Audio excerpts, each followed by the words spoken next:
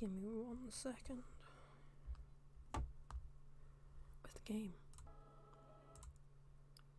Why isn't the game showing up? Okay, there it is.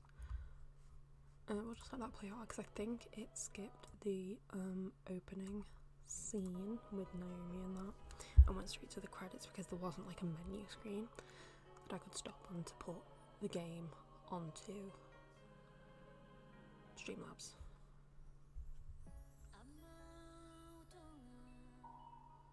So I think, yeah, we're just jumping basically right into the credits now, so I'll just let them roll.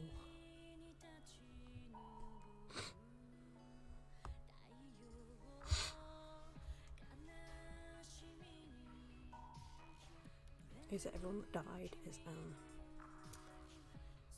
their faces are gone.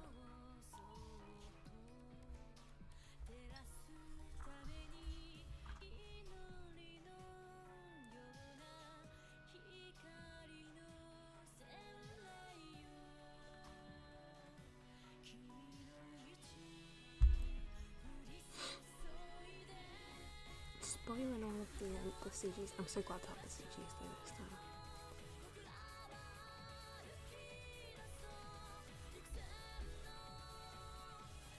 I feel like the game might be a bit loud. I'm just going to turn it down a tiny bit.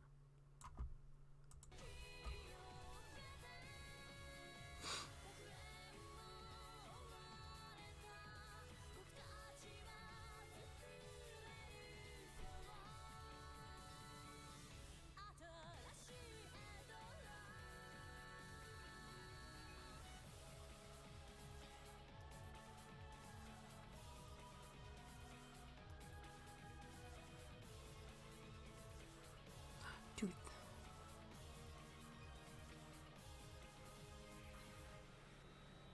Seiko.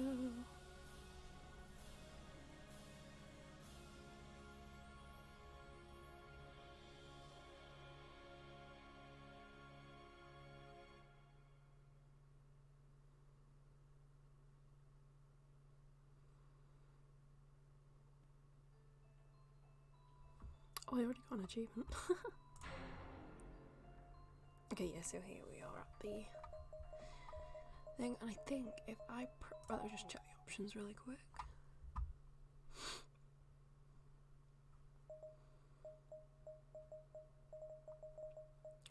Ending list. Oh, look at the amount of endings in Shangri-La. Wow.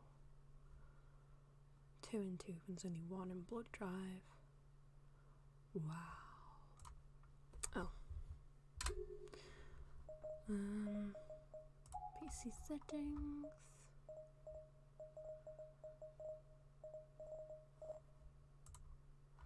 I just remember that I didn't change my stuff back, so it's probably going to be actually really bad quality.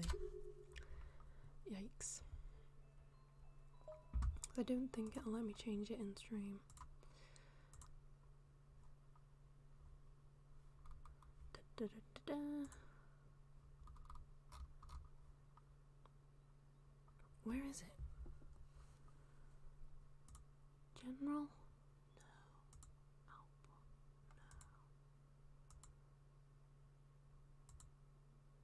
No. Oh yeah. Okay, yeah, it won't let me. Won't let me change that, but that's fine. We'll deal with it. We move.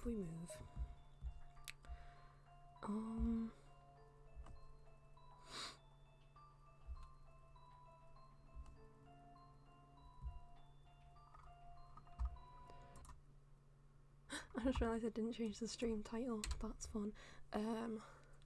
Stream title. I don't know. Well, we're on chapter 1, so we'll put chapter 1. What's chapter 1 called?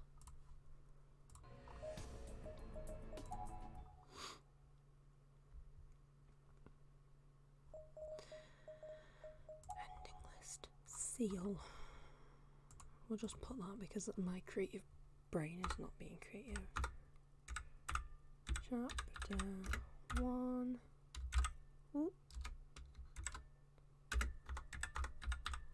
Seal. Right, okay. That should be better now. Because there is not a 99% chance I'll win out of this game, because this game isn't actually that bad. And there's hair on my microphone. Whoops.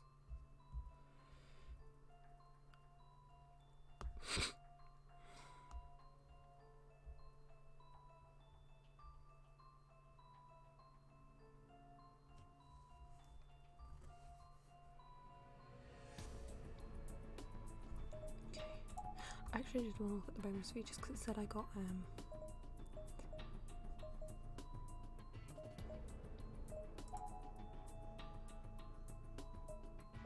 cast interviews. Ooh. Okay, stream's fine. I'll leave that bad boy alone. Albums, what does that mean? Oh. Indicates and unlocks the unlock rate for CGs in Gallery of Spirits. Oh, okay. Gallery of Spirits. Oh, so I think that's Naomi's mom on the phone with Naomi, I think. No, I don't think it is actually. I may be wrong. That's definitely Naomi. Remove everything because it's in the way. Desk is so messy. I'm just gonna have a look through these, a little browse. Oh yeah, there's our girl Naomi again. Seiko with no face. Love that. There's a squad. Squad roll up, we'll just pretend Yuka doesn't exist though.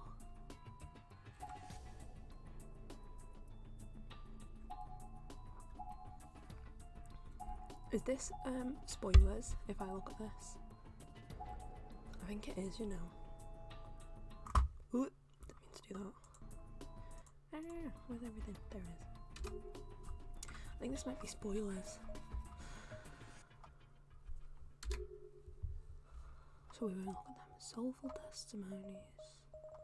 Oh, is that the cast interviews? Ooh, fun. Okay, right. New chapter. So we can play actually Blood Dive right now, but also we're gonna work our way down the list.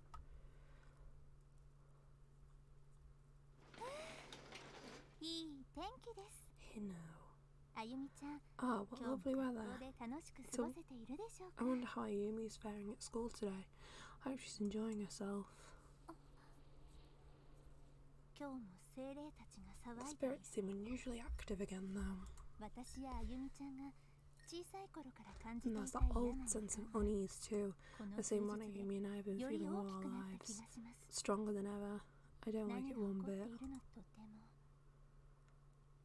I can sense its presence. It's gotten very, very close. So I think this is Ayumi's sister. But that's preposterous, right? I'm probably just imagining things. Maybe it would be best if I talked with her about it. I only hope nothing bad happens. Little do you know, she's going to travel to a demon dimension.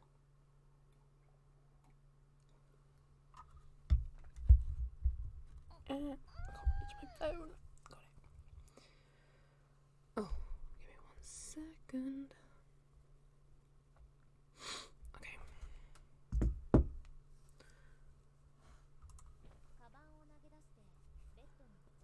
I threw down my bag, collapsed onto the bed, and stared up at the ceiling. These were my familiars, my familiar lighting, the familiar patterns I knew so well, and that familiar stain in the corner. I remember when my dad made that stain. It was my 5th birthday and he'd just opened a can of soda. I'd been shaking. Oh, okay. Thank you for explaining, Naomi. Staring up at the ceiling was something I'd done a million times before, but today it felt strange, like I'd just come from doing the exact same thing. And I'm not talking the general act of lying in bed and looking up, but a more specific sense. This is what it's going to be like this entire game, is me messing up the words. A more specific sense that I'd experienced this singular moment in time once before. Hi Ayumi. I believe the term you're looking for is deja vu. Supposedly deja vu signifies that a new destiny has just been born within you. I heard that deja vu is literally just you haven't been paying enough attention, so your brain's like can't put 2 and 2 together, because that's just what I heard. So congratulations, Nakashima, you may be a whole new person now. You know what, if deja vu means I'm a new person, I have probably had about 20 different people by now. So said the class rep, making light of the situation in her usual creepy way, but maybe she was right. I had been more cognizant of my actions since then. My tea's going cold. Usually if I pay too much attention to every little thing I do, I begin obsessing, and then I just give myself a headache and end up calling it quits. But this deja vu was real, and it was far stronger than it ever had the right to be. It had any right to be. This wasn't your run-of-the-mill spooky feeling. It was all-encompassing. This game was really pretty so far. I'm really glad it's got like the same art. Seiko! No matter where you go in this house, it all smells like you, Naomi. Is this heaven?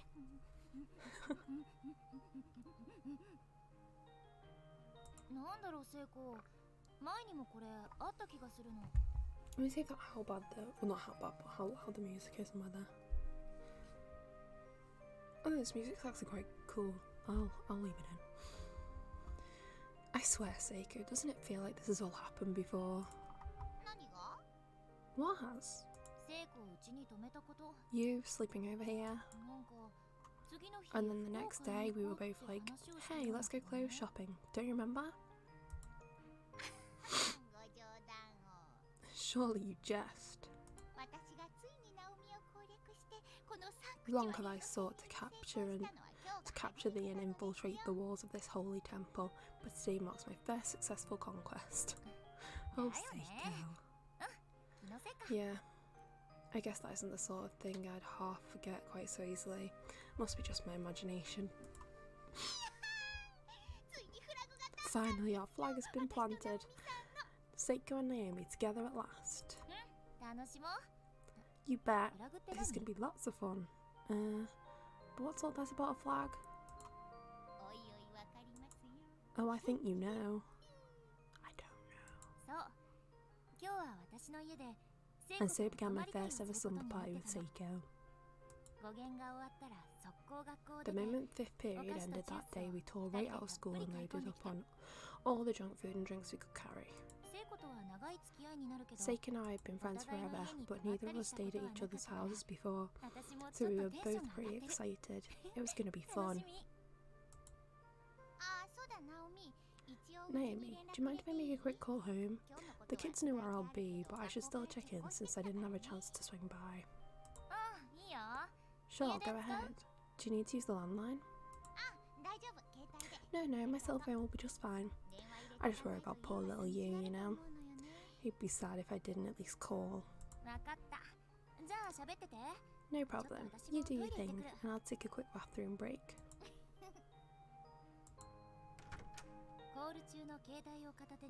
I exited my room, glancing behind me to see Seiko holding her cell phone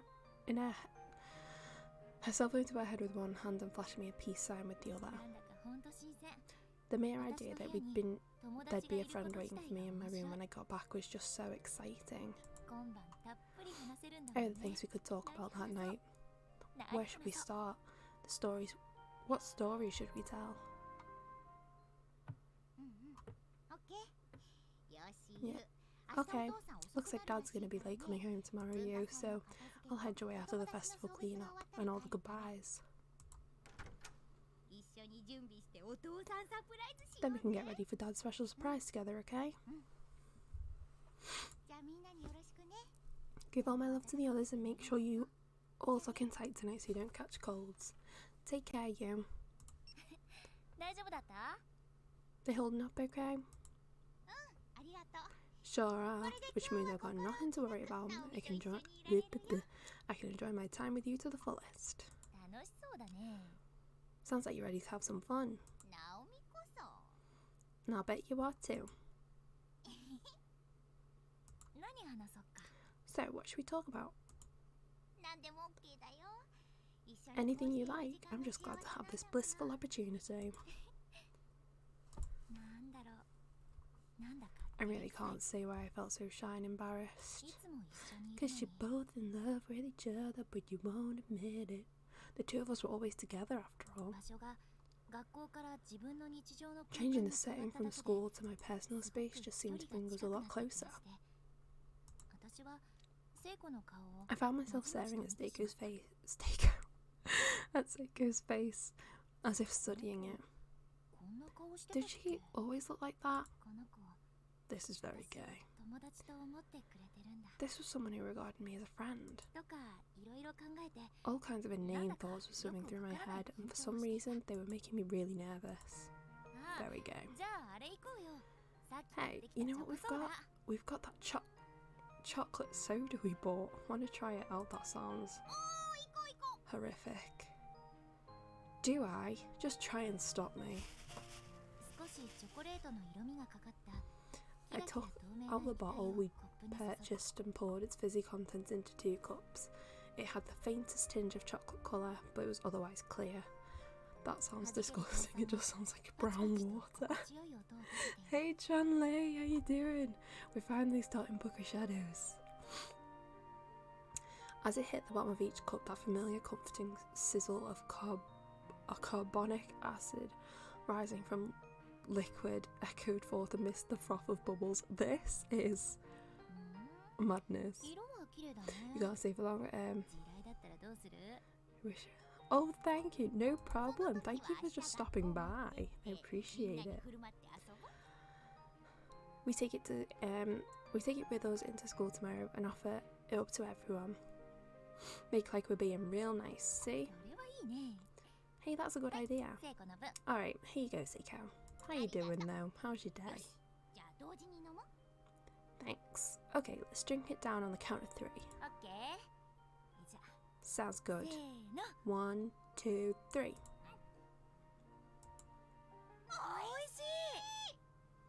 Just remember, fate is not sense. I was looking at all of the ending lists, and it was Shangri-La has so many endings. Before I knew it, we were up to our old tricks, talking on and on like we always did at school. We smiled and laughed and felt joy all at the same time. Spending this time together, we could each forget all our troubles for a while. Never trust buckets, and never let Yuka pee. This is the main moral I've took away from the game. Never, ever, ever let Yuka pee. Bad things will happen. This was the kind of friend that comes along only once in a lifetime. I was starting to get really sentimental, and I had no idea why. I certainly couldn't admit it to her though, and I'd never hear the end of it. Oh, hello. I did, and it ended in incest. Why did it end in incest?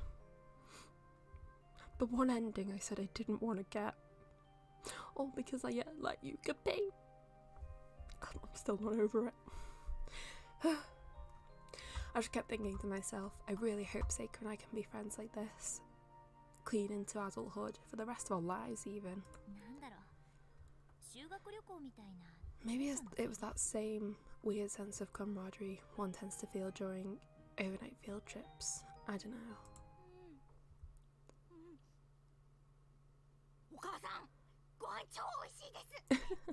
Miss Nakashima, this food is stupendous. Come on, Naomi, say ah.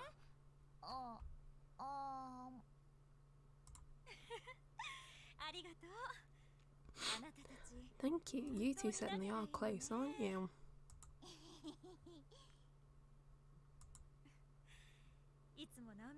I've heard so much about you, Shinohara, that I felt I simply had to meet you one of these days.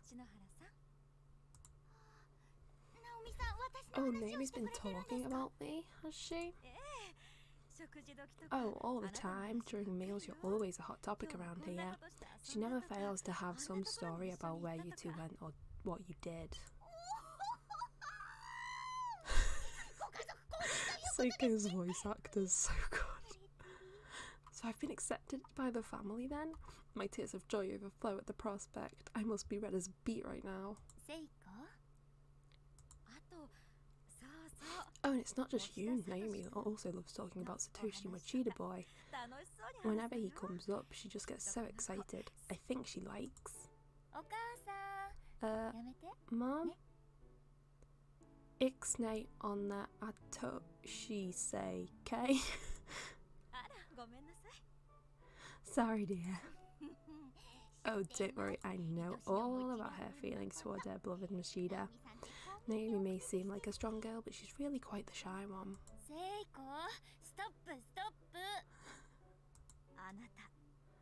Well, you're certainly well informed. What say you and I have a girls' night out sometime? I'll treat you to something good, and in return, you tell me everything you know about Naomi from school. It would be an honour and a privilege, Miss Nakashima. Hey, come on now. See, I love this, just having this time with Seiko. It's what I really needed in my life. Well then, have you two got sufficiently stuffed? I've drawn a bath, so you should go and head in while the water's still warm. I assume you'll be okay using it together since you're both girls now? Oh, damn straight, my flag is firmly planted now, and the day is totally won. What are you talking about? Are we really gonna bathe together? And seriously, what's all this flag business about? I've got a plan for this, by the way. Never mind that, just come on, Miss Nakashima, we're gonna borrow your bathroom. Give me 1 second. We need to add just some precautions because I don't know how Twitch feels about Book of Shadows, so we're gonna get that, and then we're gonna get Seiko trying to get Oka-san's approval to date. Yes, literally so far it's just been gay. Right, okay, so I've got some stuff that I can put over the game when I need it. Roger that. Make sure you two get nice and warm. Okay, it's gonna be needed.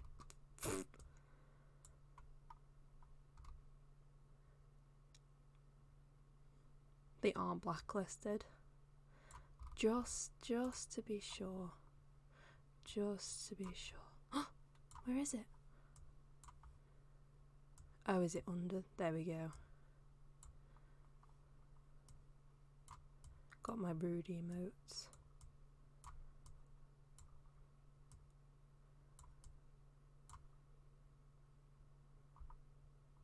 You would have told me. Thank you, I do appreciate that. I'm just going to be extra sure. And just do that. Seiko and I removed the lapels from our school uniform on the way to the bathroom dressing area. I still felt a little uncomfortable, so I just suggested rude indeed. Hi Wally, how you doing? This is where that emote is appropriate. Maybe that's what we can repurpose this emote for, is to be a censor. So I suggested we bathe separately after all. But Seiko just mumbled that resistance is futile and set about taking my clothes off. With only a few swift movements, she had my whole outer uniform stripped away in no time at all. Seiko is a professional. She was a bona fide pro, a real expert at taking people's clothes off, disturbingly well practiced. Oh god, here we go. Hot. Oh, no kidding. The hot water at your house, don't mess around. Yeah, Mum likes to run the world's hottest baths. I keep telling her that when you're soaking, lower temperatures are better, but she never listens. Oh well. Oh, bless you, Seiko. Oh, Naomi, sorry. What's this? Is your body feeling chilled? Well then, take this. You're gonna catch a cold if you're not careful. You've got to be quicker at taking your clothes off, Naomi. Seiko is just not even, like, trying to hide it. Come on, don't be shy. Here, look this way. Seiko had such a dumb, self-satisfied expression on her face as she scooped up water in the basin and dumped it over our heads. I think you're unshy enough for the both of us. I mean, you're the one who tore off all my clothes like they were paper. Well, I do bathe my little brothers every day, so I've gotten pretty good at speed stripping other people. This game, I swear.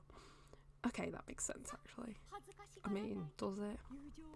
Anyway, you need to loosen up. Let's take this opportunity to deepen our friendship. Yes, you've thoroughly broken me out of my shell. Now, how about I wash your back? Have a seat. Yes, please. I need to make sure this is covered. It is. Okay, that's fine. I lathered up a brand new silk towel with a body soap and began washing Seiko's back, marvelling at her perfect complexion. This is very not touch appropriate. Everyone look away. Turn your eyes away. I've never noticed before but just what a classic beauty she was.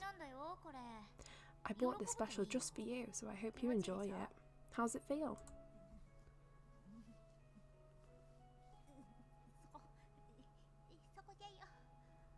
Oh God's sake. And that's when all language broke down and the sounds emanating from the bathroom began rambling strange animalistic cries rather than human speech. Oh Lord. Cut it out, you seem demented. Well, let me just have a drink. Just a little farther up, please. Here? Yeah, right there. I made you rich, I'll bet. Alright, hold still. It didn't take long for Seiko's back to become completely enveloped in soap suds, but I could still detect a reaction to my every touch.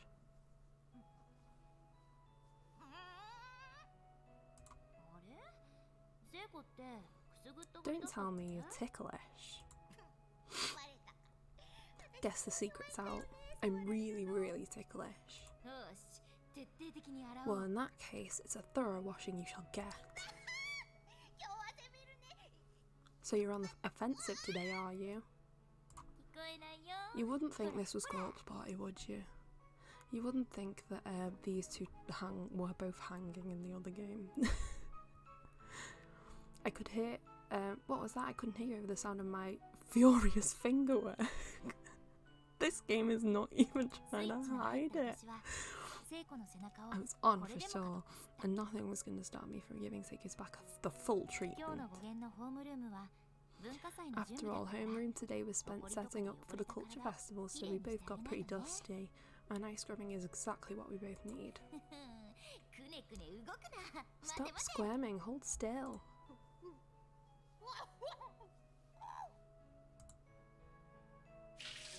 We're safe. Man, Seiko, you're really slender. Your shoulder blades are incredible, like a cat's. Are they? I can't really see them, so I wouldn't know. Ooh, sorry. But for you, it's all about that sexy, sexy collarbone. Oh, they're back. They're back. What? You sound like an old fogey or something. I mean, she was talking about your childbirthing hips in the other game. But so beautiful and so big. I don't think that's my collarbone you're staring at. She's staring at her boobies. As I gazed at Seiko, staring at my chest with hungry eyes, I suddenly had another flash of deja vu. An uncomfortable one. My eyes drifted towards her neck. That was a scene that wasn't in the version, of course, what I played when, with Seiko and Naomi. There was some sort of mark there, a bruise that wrapped all the way around. Seiko, what happened to your neck? Did you scratch yourself or something? No, Naomi. You hung her.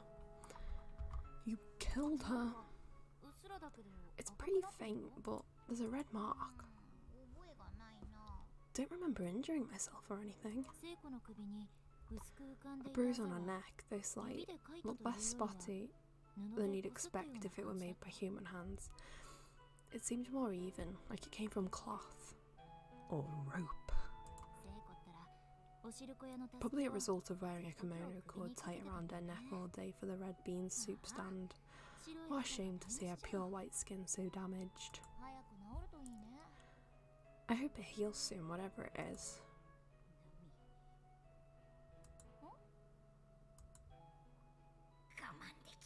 I can't hold back any longer.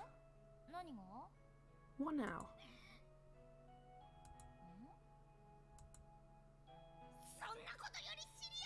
I've just gotta grab that ass. Oh, Seiko. Chase on. Seiko, seriously, cool down, girl. I think you've gone totally mental on me. I just can't help myself.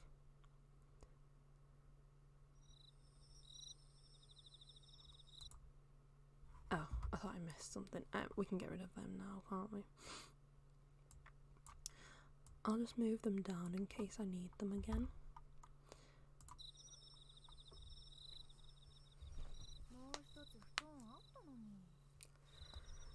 You know, we do have a spare futon. Don't worry, I'm fine right where I am. 2 people sharing a single bed would make for a warm night, but if either of us rolled over, the other was going to wind up clean on the floor. Sorry, with those crickets in my ears, I can't read. I offered the bed to her and was perfectly willing to spend the night on the roll-out futon, but she wouldn't have it. Well, as long as you don't feel too crowded, I guess this is fine. It's all warm and cozy. I love it. If only I could kiss you like this, I'd die a happy woman. With that, she puckered her lips into a shape resembling a number 3 and looked at me expectantly. What had gotten into her? No, we better not. Happy woman or no, I'd hate to see you die. Not only are you gonna see her die, but you're gonna kill her. Damn, hoisted. I was just thinking, this is really fun. It was around that point when I started to realise the truth about Seiko. After all, if an outsider were to witness her blatant act of harassment and my complete dismissal of it, they'd assume we were more than friends too. No problem, Chun-Li. Thank you for stopping by. It's nice to see you. But it's not like I was actually in love with her. I really didn't feel that way at all.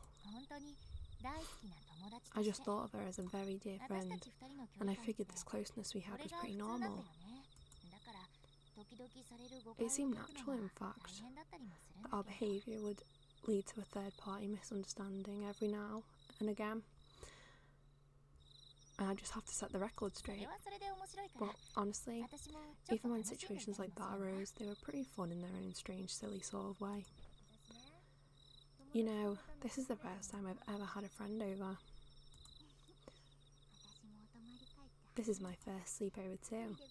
I'm sure beats lying alone in bed.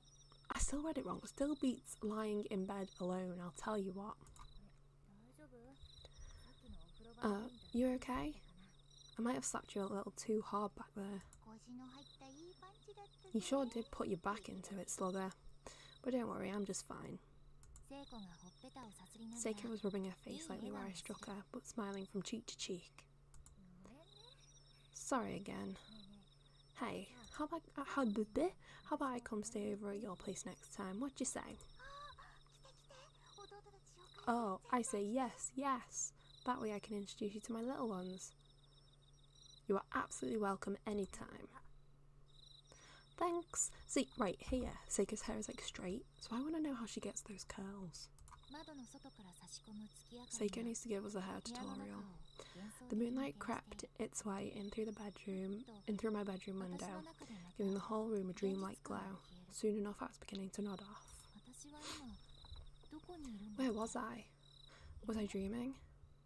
No, it was just my room and I could feel Seiko's warmth next to me. Or maybe I was somewhere else entirely, in this whole world.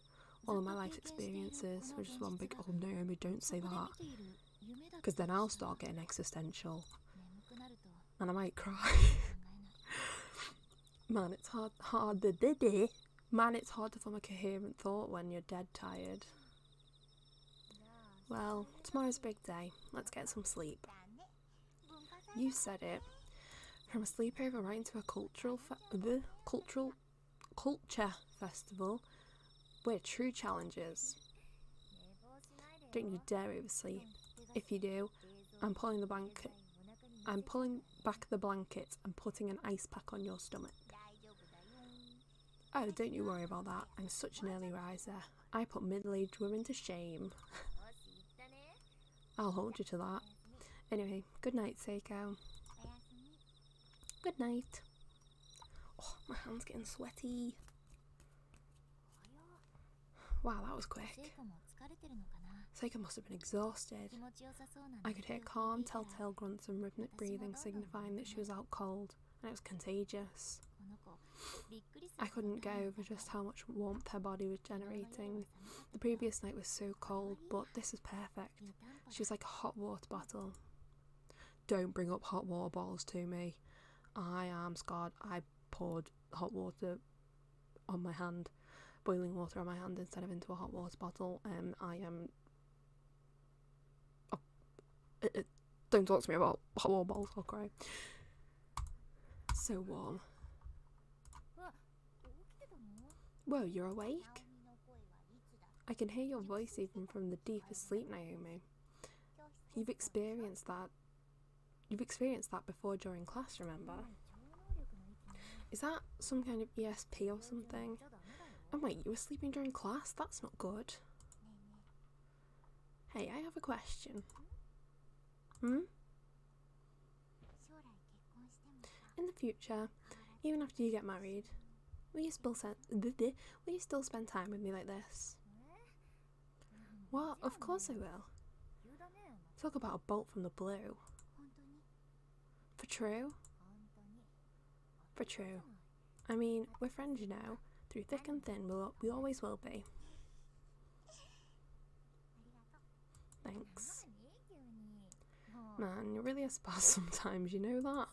Oh, she was just trying to, I don't know, get some peace of mind. Seiko yanked the covers over her head like some girly anime heroine.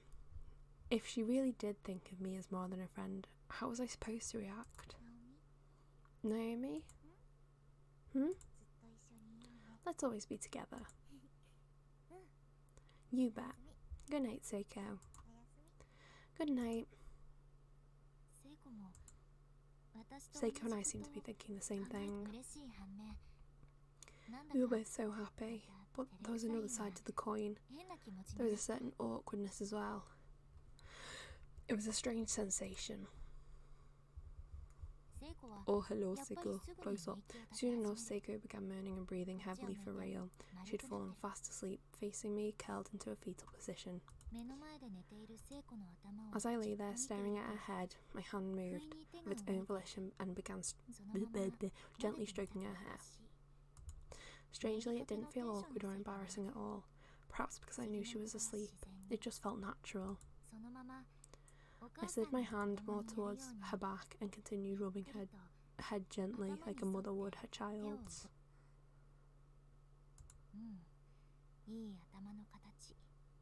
What a lovely shape her head was. That's an odd, perfectly round. It's a really odd thing to say, but okay.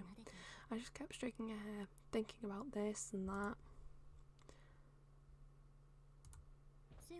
You know what? Perfectly shaped head to have a noose around it, right, Naomi? Suddenly she clung to me and buried her face in my chest. Was she still half awake? Sounds like she's very much awake. What a strange scene this was. But just for tonight, I was willing to let it slide.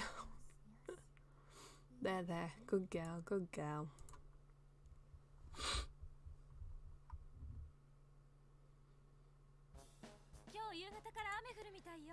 It's supposed to rain all evening, so make sure you both take an umbrella with you. Oh yeah, it was Satoshi's incapability of remembering an umbrella that meant that we got stuck with Yuka. Hey Limona! Oh, no worries. We've just getting into it really. Just the start, we had to put a little sensor up for the bath scene. Don't know why I said bath. I would never say bath in my life. Thanks for the loner. We haven't got to the good stuff yet, but soon we will be back at Heavenly Host. Have fun today.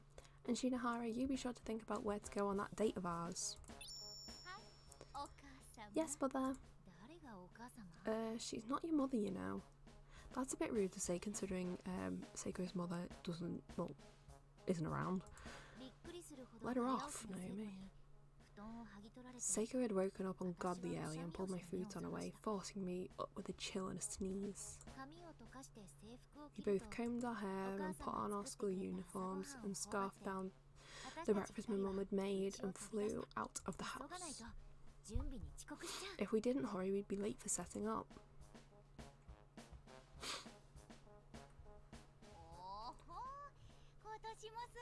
Oh, things are looking pretty grand this year too. I know, right?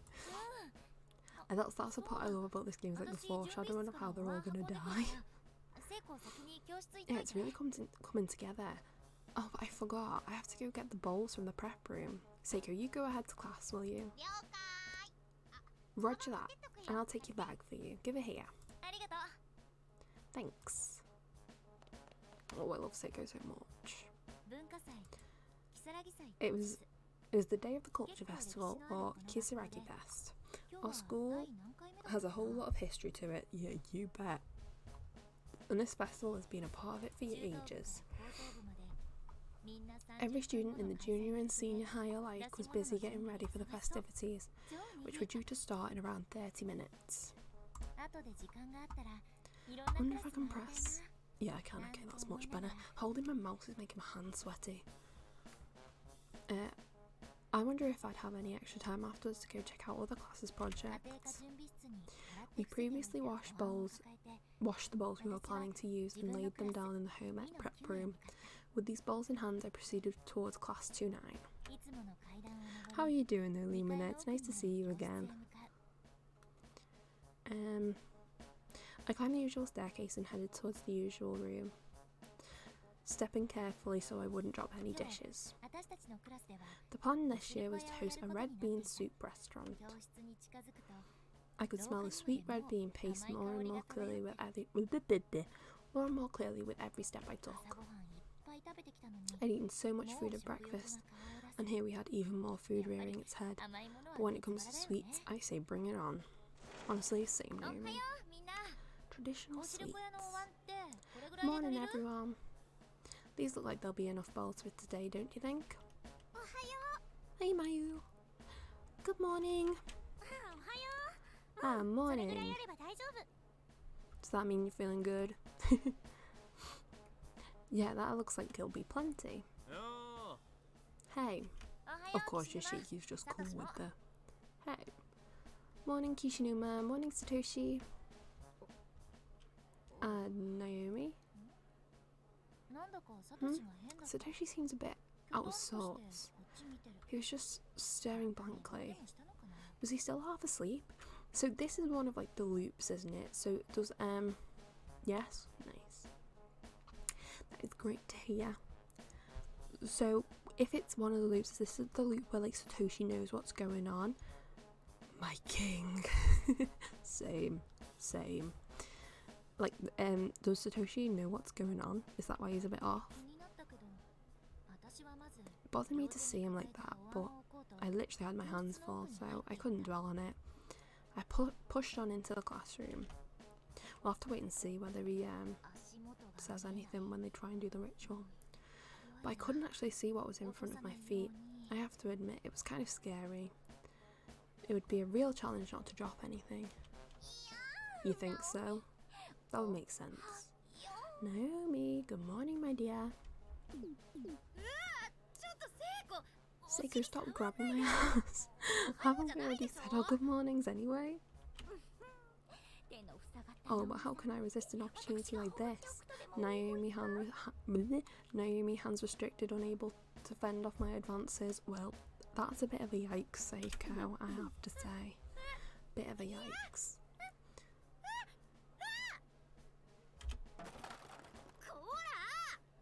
Look what you did.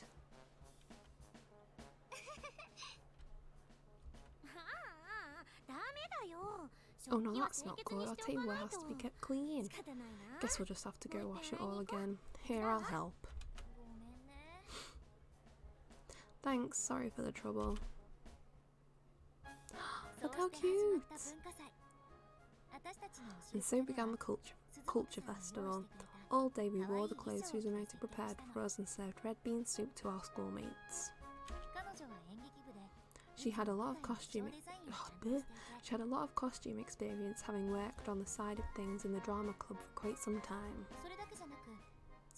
She even did the sewing herself, putting all her practice to the test, and the kimonos she prepared for us really were all of exceptional quality. So good, in fact, that they became a centerpiece for us, bringing in students from the junior and senior class divisions alike. It made for a busy day. When we weren't tending to customers, we were chasing after that slacker Kishinuma, or taking the time to check out some of the other class projects. In the end, not only did we have a really fun day, we also wound up being the most popular classroom in the whole festival. All in all, a rousing success. Finally, the clock struck 6. As our busy day drew to a close, we all stood around talking. We kept saying we should clean up, but that kind of didn't happen.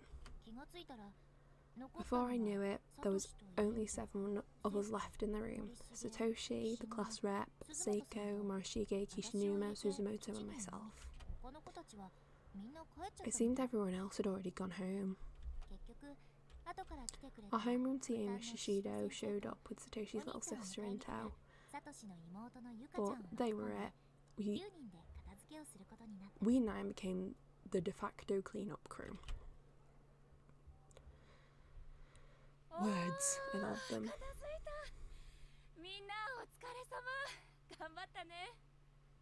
Oh, well, thank you. No problem. Well, I was going to say have fun. Have as much fun as you can with your college courses. I hope they go well. And thank you for stopping by. I appreciate it. Finally done. Good work, everyone. The place is looking like a real classroom again. Those dumbasses who went home without helping are sure going to get a piece of my mind tomorrow, though.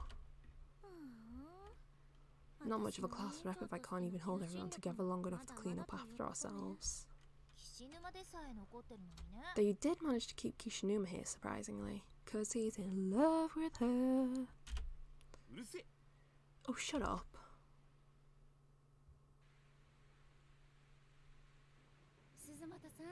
Suzumoto, I just want to say, it's been real fun having you here these last few months. I can't tell you how many times your positive energy helped bolster my spirits.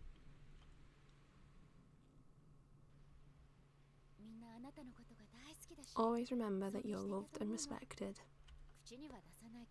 We may not have said much to that effect, but we've all been watching you blossom here. She's crying, no! I lent a hand where I could and did my best to help guide you, but ultimately you walked your own path and have become a fine young woman. Miss Yui. It takes a special person to achieve what you've done without even realising it. It's been an honour to serve as your homeroom TA. I wish you all the best at your new school. Thank you. Unfortunately, this teary farewell brought us all back to reality. During the holidays following the culture festival, Suzumoto was being transferred. This was to be her last day at Kisaragi Academy High School. Everyone here loved her, so this was a sad occasion indeed. She was truly a kind person, possessing no ulterior motives or harbouring no ill will towards anyone, and the thought of her leaving was just plain depressing. But time waits for no one, and sadly the time had come to say our goodbyes. As one final hurrah, our occult-obsessed class rep asked us to perform some friendship ritual called Sachiko Ever After. Upon mentioning it, she produced a paper doll from her bag. It looked a lot like one of those proxy dolls you see sometimes.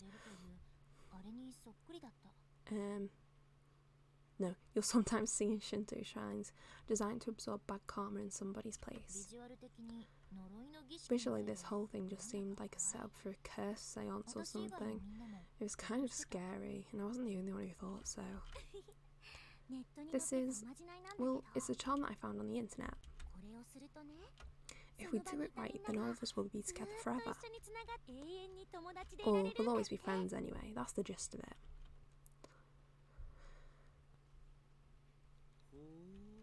Interesting. So how does it work? Oh yes, here we go. No, don't do this. Seriously, don't do this. It's dangerous. Our lives are on the line. There we go, Satoshi as well. Stepping up. Satoshi.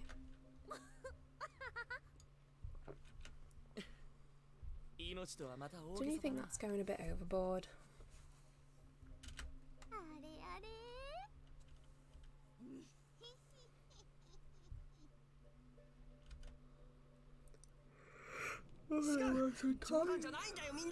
Look, I'm not joking, I'm dead serious here.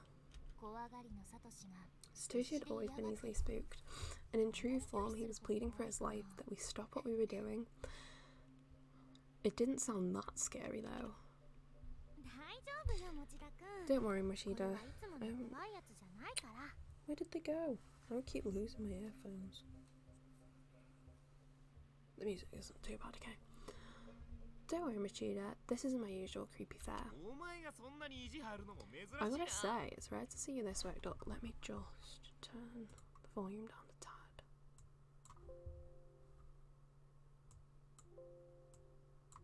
Okay, that should be alright.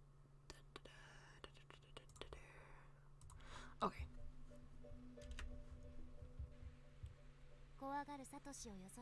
In the end, Ava's proceeded with the ritual as planned, while Satoshi sat it out off to the side, tears in his eyes. What I don't understand is why did Yuka still do it, even though Satoshi didn't want to do it? She's not even their friend. Why did Yuka even do it in the first place? They don't know Yuka. I felt kind of bad for him. But this was for Suzumoto. We all wanted to just give her the best possible send-off. So all I could really do was silently wonder what had gotten into him. Please, I'm begging you, stop this. Don't go through with it. Why won't anyone listen to me? He's really serious. Like, as serious as I've ever seen him. Why is it Satoshi? What is it that has you so worried? It's a time loop that has happened before. All of this, I remember it. And what's coming next is worse than you can possibly imagine. If you remember it, why don't you just tell them that they get transported to a school and killed off by ghosts? Sorry, but I'm through trying to convince you. Just be a good boy and wait for us to finish, okay? A time loop? Is he experiencing deja vu like me? Is some new destiny being born inside of him like the class rep said before? Come to think of it, this does feel a little familiar. This room, this atmosphere, this charm. I obediently dug my nails into the paper doll, but all the while I was frantically foraging through my memories, trying to figure out what I was missing. We're going to pull on it until it rips apart into 9 pieces, okay? On the count of 3.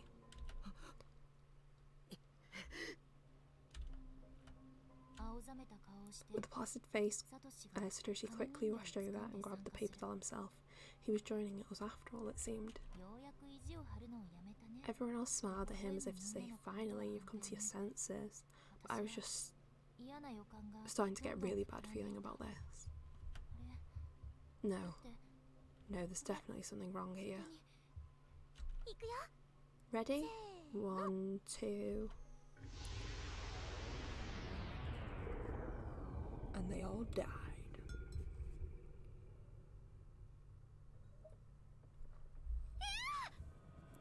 No.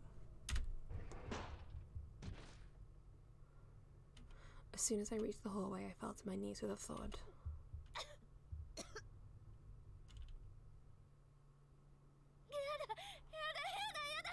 No, what was that? A person? It was pitch black, but I swear it was shaped like a person.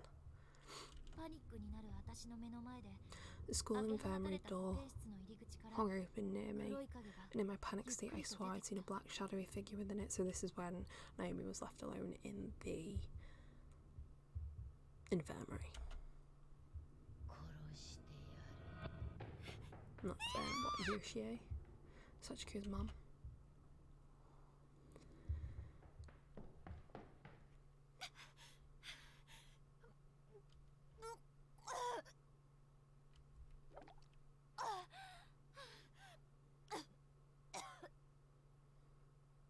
Have you ever heard me said that I was happy to have the CGs? No, you didn't. Okay, it's gone. I thought I would have stuck around. No thanks. My mind had been completely overtaken with fear. What was that? What just happened? That dark, misty entity came towards me and entered my body from every orifice. It came in through my ears, through my mouth. I felt an enormous lump in my throat, blocking the flow of air into my lungs and momentarily teetering me on the brink of unconsciousness. I was almost killed. It felt as if a cold hand reached into my body and grabbed hold of my life's energy, turning all my internal organs inside out and leaving me for dead.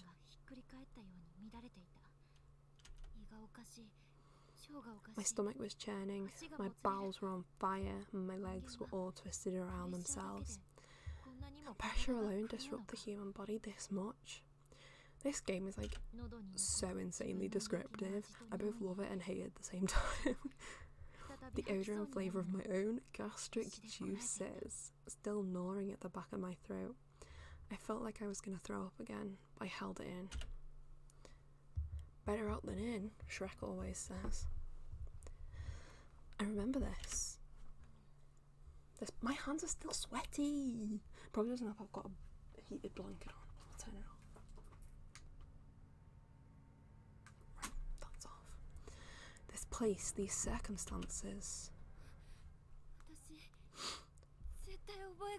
I've been here before. I know I have. After performing the Sachiko ever after ritual, there was a hellish noise and a huge hole appeared in the floor. And then I was here in this school. There was no sign of Satoshi or Mr. Shido or the class rep or anyone else. Only Seiko was still near me, collapsed in a heap on the floor. Seiko and I explored the decaying building as best we could, but there was no way out. Not a single window or outer door could be moved or even broken. Just as our last shreds of hope began to vanish, we suddenly heard Satoshi's little sister Yuka cry out from somewhere just out of sight. I sprained my ankle pretty badly and couldn't walk very well, so Seiko went off alone to find her while I rested in the infirmary.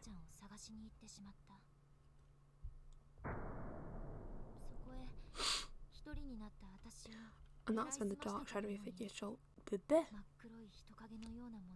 Words! I really picked the best game to play when I cannot read. And that's when the dark, shadowy figure showed up and began attacking.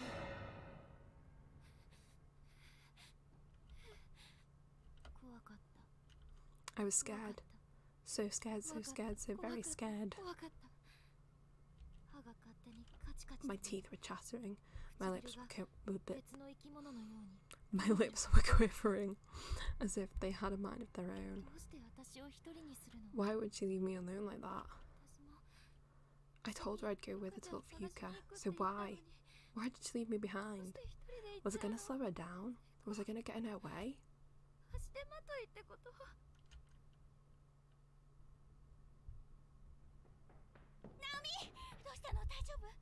What happened? You okay? Hi, Seiko. Oh my god, are you alright? I'm so sorry I left you by yourself. Just seeing Seiko's face quelled my shivers. Sleep in my eye.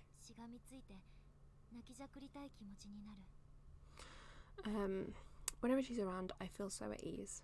And at that moment, I just wanted to cling on to her and cry my eyes out. I should have just done it, but instead... Oh yeah, she shouts at her. Just leave me alone. Do you have any idea how scared I was? I'm sorry, Naomi. Come on, let's try to find a way out of here together. What's the point? Just forget about it. Leave it alone. We're never gonna get out of here. Maybe it was the safety of Seiko's presence that did it, but all the fear welling up within me suddenly turned into anger. I was like a spoiled child. Nothing good could come from lashing out like this. Seiko didn't do anything wrong, I knew that, but I couldn't stop myself from saying what I said. She was genuinely concerned about me, and I'd sworn to myself that I'd protect her, but my sense of reason was fighting a losing battle. You realise we've gone missing, right? How do you think my mother's gonna feel? She's gonna be worried sick about me and there's nothing I can do. No, please don't say things like that. It's gonna be alright. Like hell it is. She's gonna keep searching for me until the day I finally come home. And she has work, you know. This whole situation is not right. As long as I'm here, I'm nothing but a nuisance to her. I'm a terrible daughter. And we're just gonna die here anyway. So all that time she spends looking for me will be wasted. By this time my mind had been completely overtaken.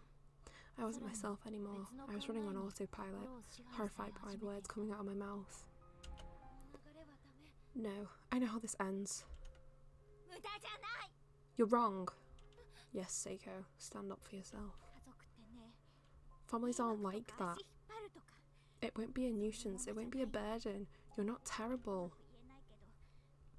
I don't know exactly how to say this, but when there are loved ones involved, you'll do anything for them. There it was again, deja vu. Everything was falling into place. I knew what was going to happen. I knew what fate had in store if we continued down this road. But I guess I can see where you're coming from. Your mother is a really kind person. The last thing you'd want to do is worry her. That's why we need to make sure that doesn't happen. Right, Naomi? We need to get back home. I don't know how it is for you and your family, but normal people don't work that way. Don't work what way? No, it's happening.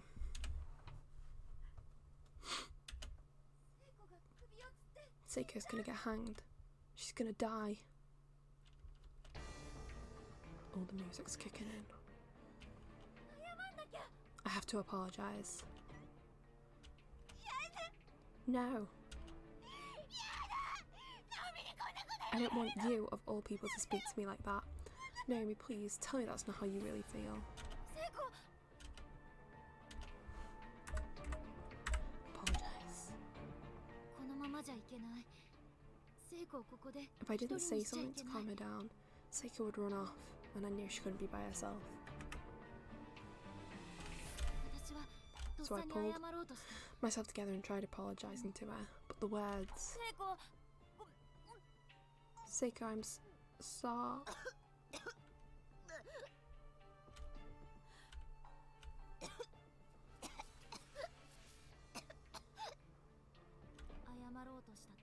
The words wouldn't come. As soon as I tried to form them, something caught itself in my throat. I found myself unable to breathe and doubled over in a fit. Naomi, you okay?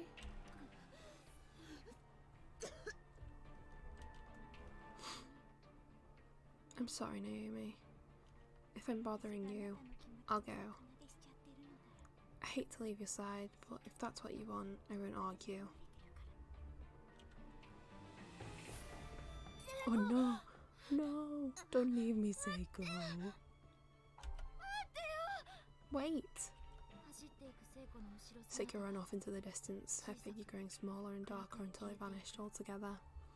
I knew I'd made an awful, irreversible mistake. That sense of dread I'd felt moments before had come back full force. I could sense a malevolence within me, an outside hand that made me lash out at Seiko. It felt like something was in my mouth. I had no idea what, but there was definitely something in there. I stuck my finger in and tried to dig it out.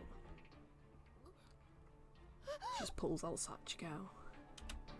What were you doing in there? Oh no, hair, okay. My finger found something and pulled, and out of my throat came large clumps of long black. I was about to tell a story, but I realised it would be very gross and no one wants to hear it, so it's quite similar to Naomi's situation, but with cabbage. Take from that what you will. I just kept pulling and pulling and couldn't believe how much. Yeah, this is very similar to my cabbage situation. There was strands stretched all the way from my stomach through my esophagus into my hands, and even then there was still more to pull. This is actually making me sick because it's giving me flashbacks. The motion was unnatural and created a repulsive, sickening sensation along my tonsils. I felt like I was going to throw up again.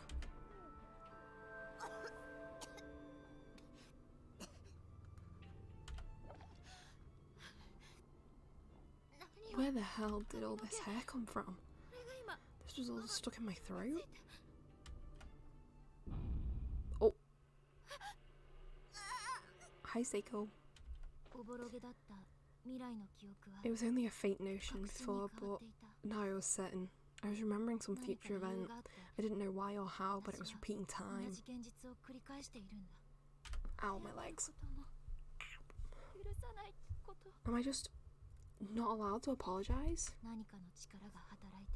I could feel a dark will guiding me. Someone or something wanted Seiko to be killed in this timeline as well. But I wasn't going to let it happen. Not without a fight. I have to go after her. I have to apologise. I can't leave her alone like this. I ran as quickly as I could in the direction Seiko had gone, but then... Earthquake!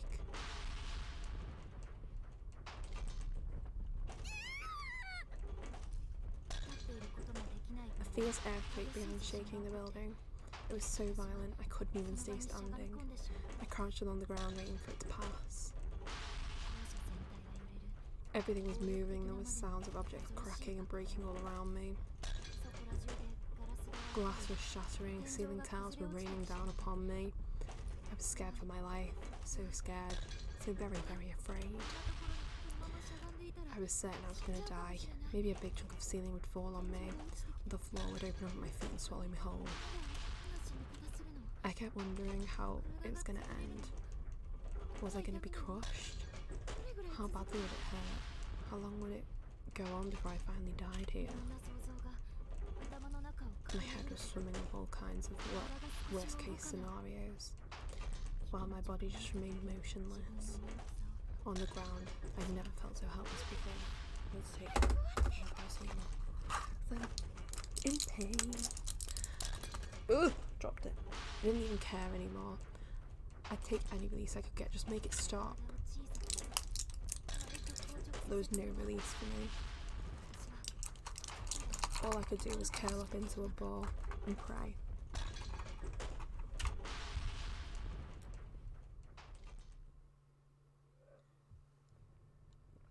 Don't mind me just popping pills on stream.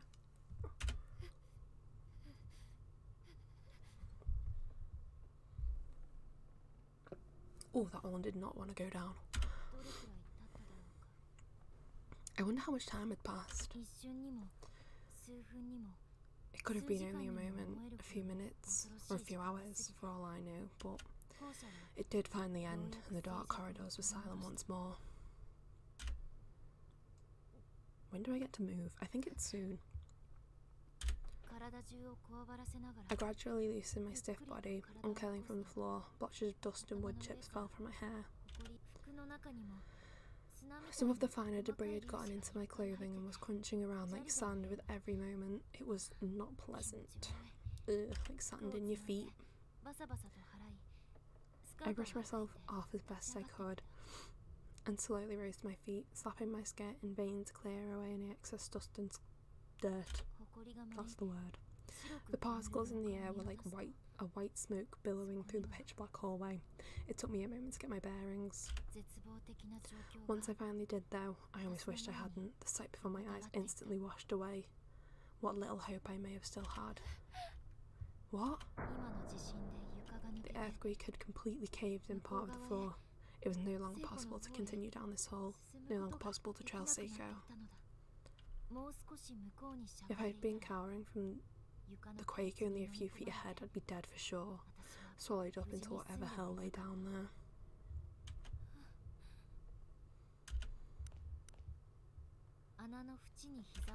I knelt down by the edge of the hole and peeked within. It was too dark to tell for sure, but if what I saw was correct, then the ceilings in this school were unreasonably high. To make matters worse, it seemed like the floor directly below had fallen out as well. I didn't dare consider just how deep this pit might go. All I knew was I couldn't risk falling into it. Shivering in terror, I pulled myself up. When can I move? When can I move? What did I do? Can I get around it? I have to hurry. I definitely have to hurry. If I didn't, Seiko would commit suicide. No, you will kill her, because you are a murderer. But there was still time. I was determined not to let that happen. No matter what, I was going to save her. I was going to change her horrible fate. Oh, nice. Oh, how weird is that? Oh! Oh, so we can read the, So we've got there, got up here. Okay. So I'm guessing that means we can't go that way, so maybe go to the lab?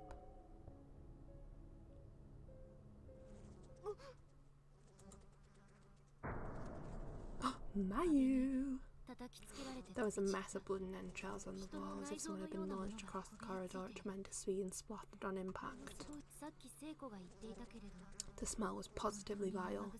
Seiko had commented on it before, but it was really hitting me now. Every breath I took was triggering my gag reflex. It was all I could do not to vomit.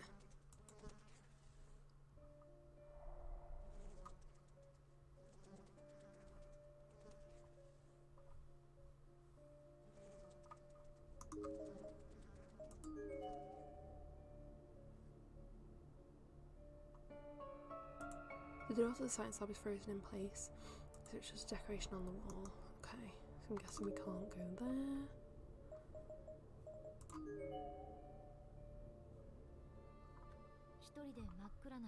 As I wandered through the darkened corridors, every hair on my body was standing to attention. I had goosebumps from head to toe. It felt like a fog of uneasiness was swirling around me with every step. My brain just went completely blank. It just stopped working with every step I took. And that fog was going to go thicker and thicker, to such an extent that I began fearing the darkness might swallow me whole and I'd cease to exist. I could feel my sanity slipping away. I didn't know how much longer I could hold out, and I was starting to lose patience. I just wanted to get it over with. Fear was like a slime covering my entire being. No matter how much I wiped, I was only squishing it around. It wouldn't come off. It was stuck fast. I walked around aimlessly, calling out Seiko's name. By doing so, I think I was able to dull my senses and just barely maintain my grip on reality. Seiko, where are you? Please answer me. I wasn't thinking straight. I want to apologise.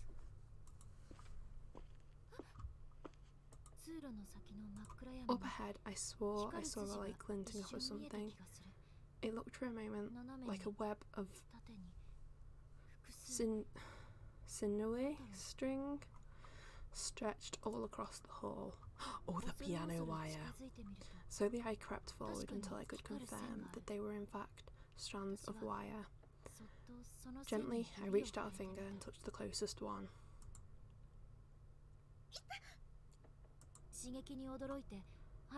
I pulled my hand away, looking down at it. There was now a very fine, clean slice right on the tip of my finger. Tiny red beads were beginning to form. Those beads just kept getting bigger and bigger as I watched, eventually swelling into one another and forming a single drop of blood. And that drop quickly became too heavy for its perch and began wending its way down my hand towards my wrist. So descriptive, this game. Piano wire? No, it's a little different. I couldn't believe it had cut so deeply from just that one faint touch. Had it been sharpened? It really stung. If I hadn't noticed those wires strung up across the hall, and I just kept walking, I should have think what might have happened.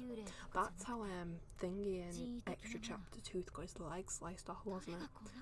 With the piano wire. Death not from malevolent spirits, but from a mere booby. Can't read. But from a mere booby trap. I nearly called it a body trap. A mere booby trap. But what could have done? Who could have done this? Words. There was definitely a planned malice behind it. I could sense an ill will in the air and began to tremble. Was someone watching me? Even at that very moment? Sachiko. Was someone just waiting for me to fall into their trap and die so they could gloat about it? Is someone there? It was like an unconscious shell. I couldn't control myself. I was scared. I knew whoever did this was heartless. I couldn't just let it go. Stop this, please. You're scaring me. Don't do these awful things to people. I don't think you're going to make that much of an impact, Naomi, honestly. A bevy of negative emotions began swimming through my head. I suddenly realised I was crying. And I knew that this corridor, within its web of razor-sharp piano wire, was effectively impassable, at least for the moment. I need to find some way to cut these wires, or some means of disabling the trap at any rate. I decided to go back the way I came and search the rest of the school for answers.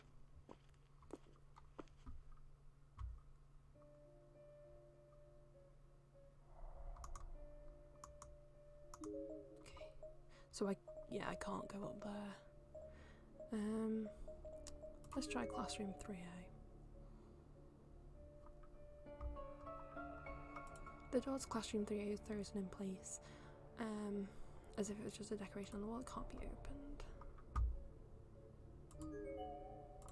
Smudgy blood red letters read, "Getting close to the darkness is one way to learn the truth. This whole place sits close to darkness after all." Anything else to look at? No, that's the door, isn't it? Okay. Let's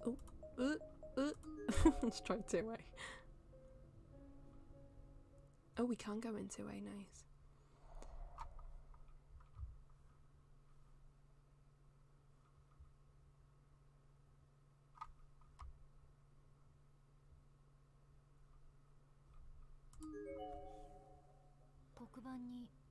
Soul-burned by waves of energy, pay tribute to God in this house of Shinozaki.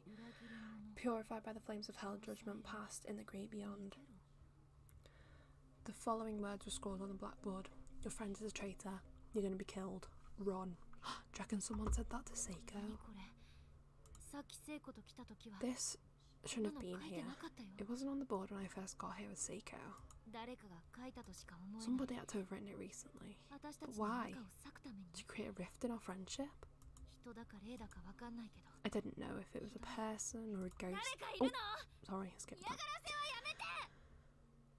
Is somebody in here? Stop harassing me, whoever you are. I can't take this anymore, I just can't.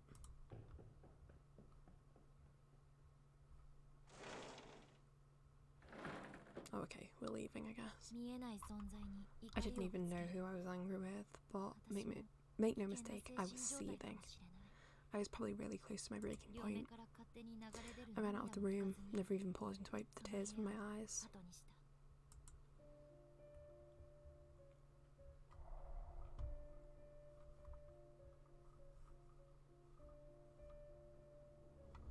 Okay, so it looks like there's nothing else there. Let's just go to these classrooms then.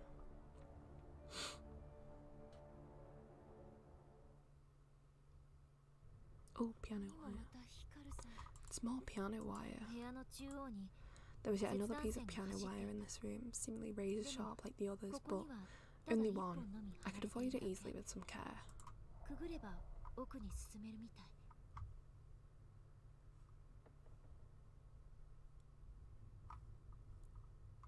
No, I can't read that, okay. Guess we just gotta go to the pulley. What is this thing? In the corner of the room is set an antiqued mechanical device with a lever attached to it. It prominently featured two wheels with spools of translucent wire coiled around them and projected out towards the ceiling in a perfect tight line. Could this be the source of the booby trap? Pull the lever. Oh, does it automatically save then? Because that was a quick save. It's a pretty big lever. I wonder if it'll even move. The machine was... Hey Jaden, how you doing? Nice. Yeah, we're back to Corpse Party. This machine was old and the lever was rusted, so it wasn't going to give without a fight. I could rattle it a little though, so I figured I had a chance.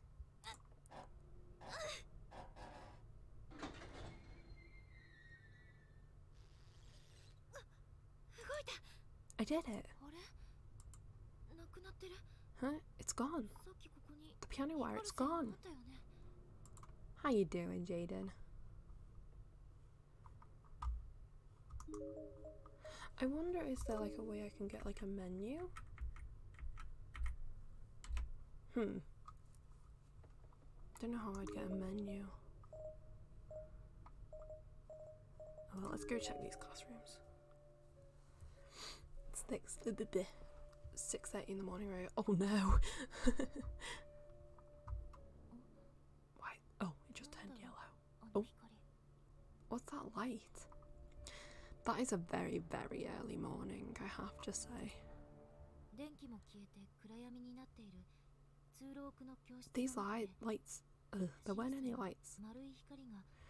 Reading, there weren't any lights on and the whole school was bathed in darkness. Yet this lone room and a small circle of light just kept blinking on and off.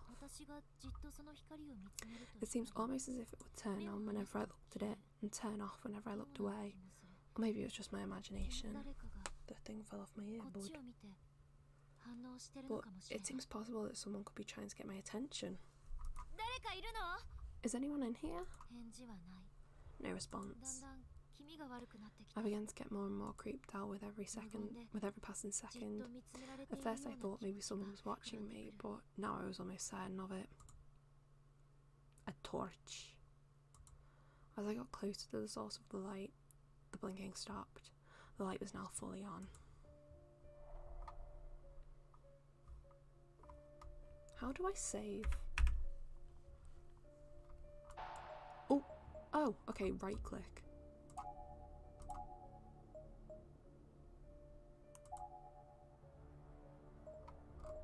Oh wow, there's loads of save slots, that's good.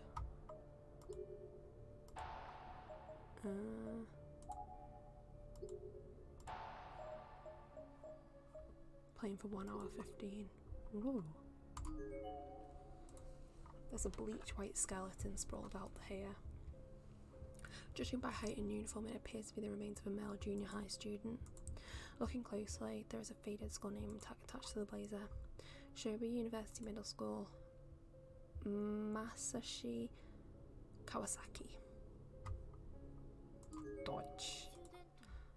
A flashlight, and it's on? I wondered if this was the source of the blinking light.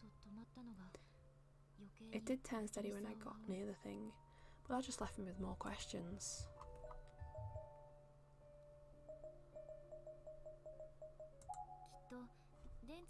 Maybe it was just low on batteries, and that's why it kept going on and off. That's what I told myself as I picked up this discarded flashlight. Nothing seemed particularly odd about it. It was just a regular run-of-the-mill flashlight, and it really did seem to be low on batteries. I'd have to make sure to use it sparingly, so as not to waste what little energy I had left.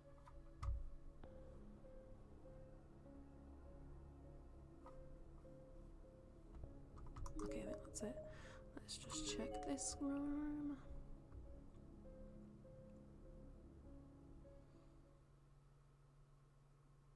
Oh. As soon as I entered the room, I had a bad feeling about it.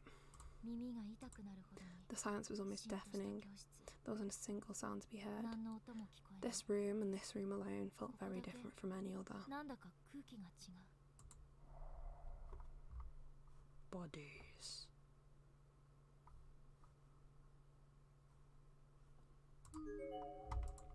There were 2 skeletal remains here, both of them mostly whitened at this point.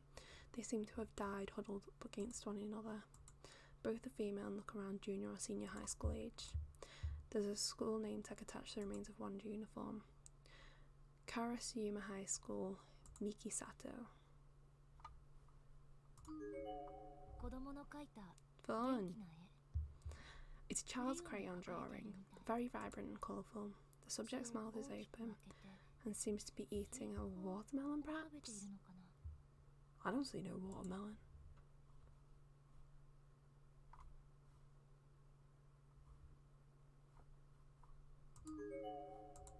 Class log. I ate a student today. I was hungry, so I had to. Plus we were playing rock, paper, scissors, and I lost. I thought I'd lose to an adult, but I didn't. Okay. Let's try going back here.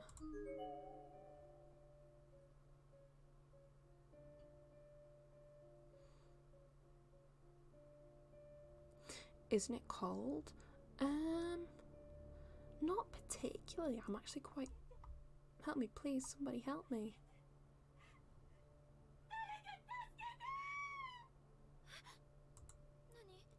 What? Who? I'm not entirely sure.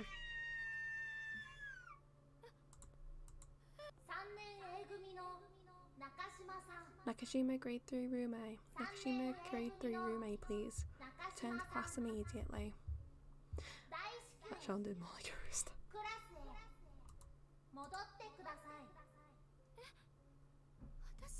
Who? Me? You're next. What the hell does that mean?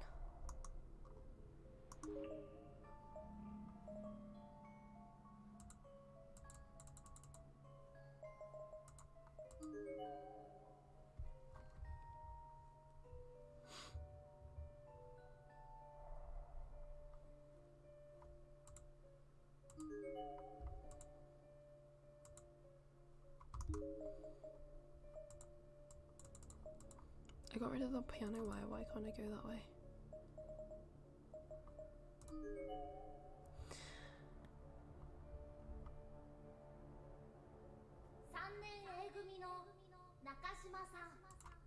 It won't let me go in classroom 3A.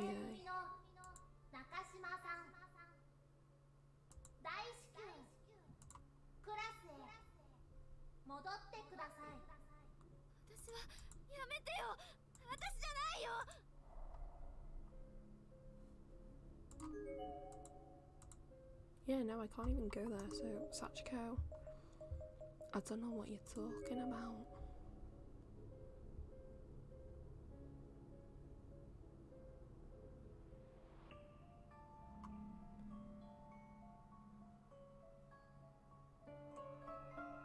There's a large hole in the floor too big to jump across. Again, it's the other side won't be possible from here. Okay. Only way's up then.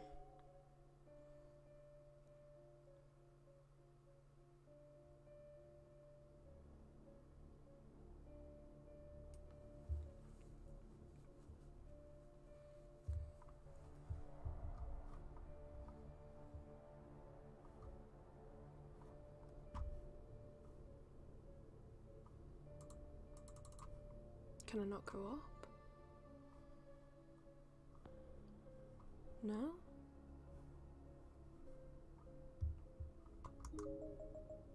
Oh, okay. Let's go to the reference room then.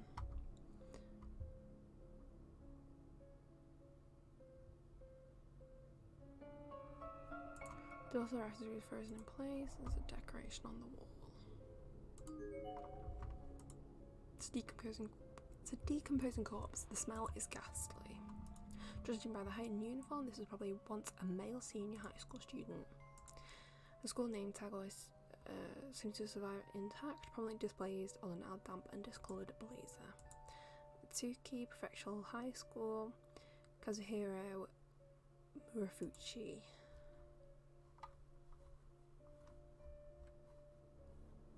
Okay, so it doesn't look like there is actually anything up here.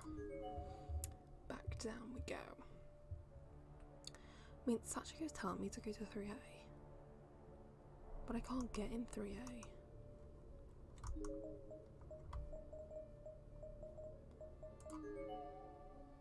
Please, I meant to go to 2A, not 3A. Please stop. No, stop. She's gonna call me again. Yeah, I get it, but I can't go in the room, so shut up.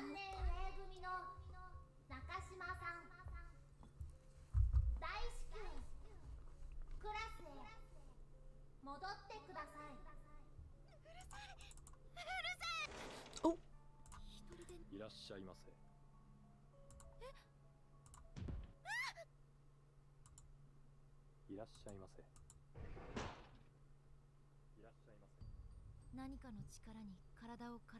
Someone no force lifted me off my feet and pulled me into the classroom. It was so dark in there, I couldn't even see my hand in front of my face. I'm glad you've come.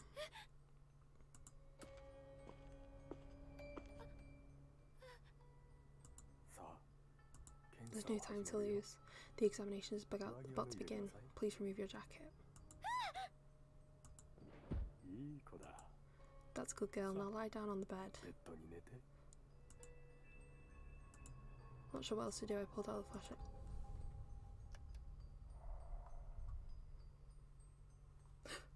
Why is there a countdown?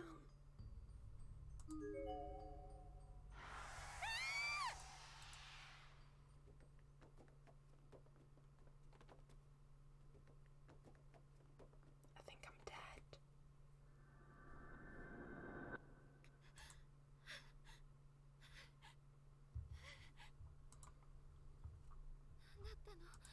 What the hell was that?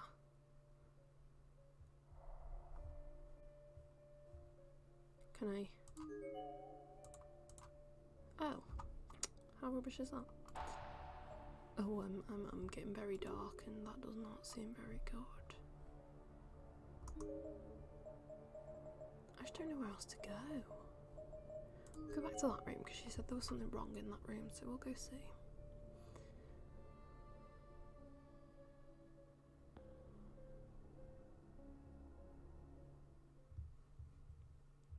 の教室に入るとき違和感を感じた私、耳痛くて It hurts. Die, just die. I'll kill you, anger, curse, blood, no hope of rescue, spill your blood. って気がする。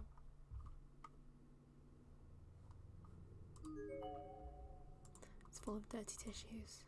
Kind of turns to stomach. Best not to look any closer. Best just walk away. ザクロだ。 It's like a pomegranate.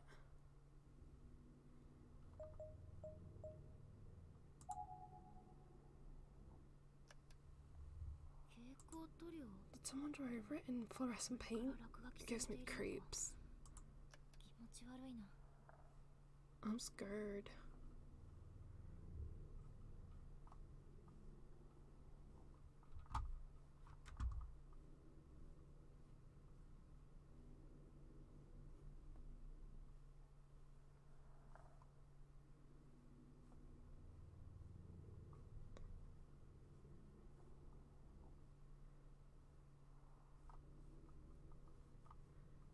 Oh, you hate dark places? Maybe I can use my torch.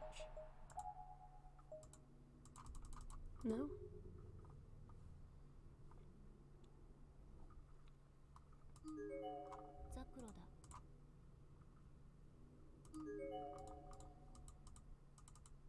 Okay.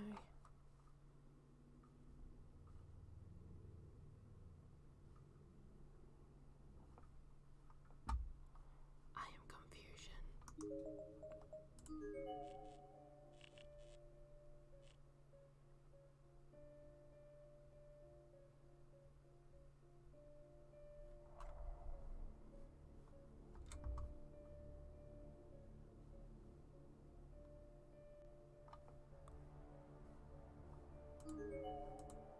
The shelves are lit with dead lice. If one of there's someone who answers, no telling how many. Ooh.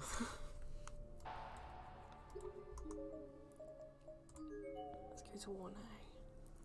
I can't think of what to do. We got rid of the piano wire, but it doesn't seem to make any difference considering we can't actually get anywhere because of the holes in the floor.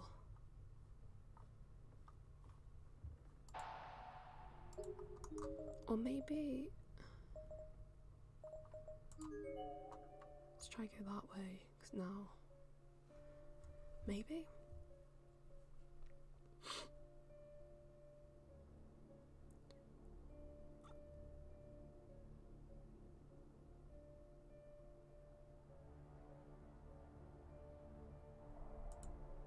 no. God damn it. Well, I've got no clue where to go.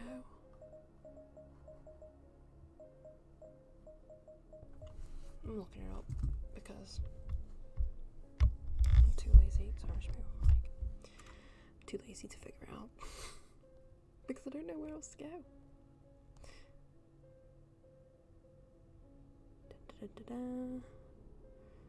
Book of Shadows.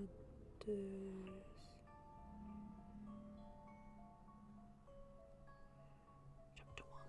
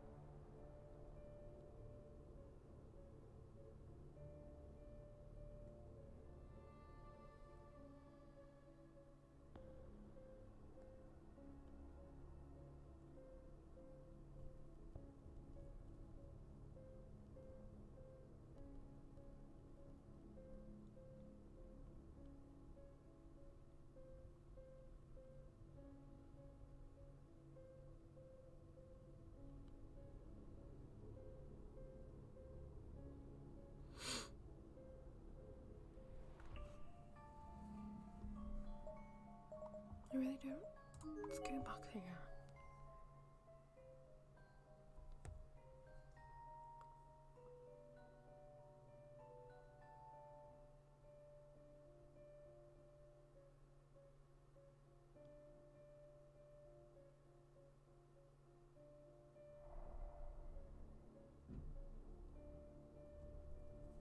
Ow.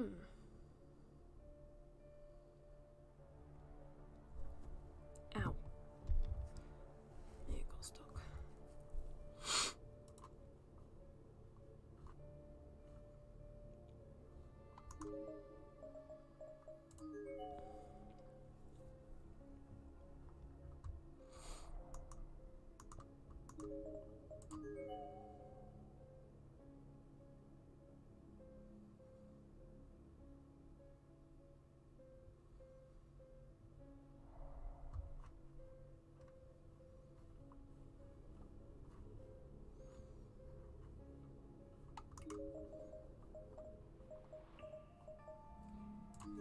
I don't know whether it's a thing on making sure you explore every hallway.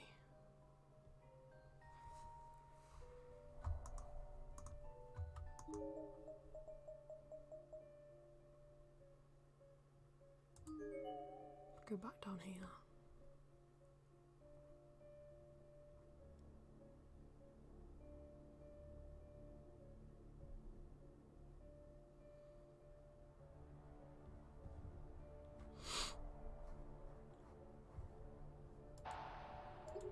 Nothing.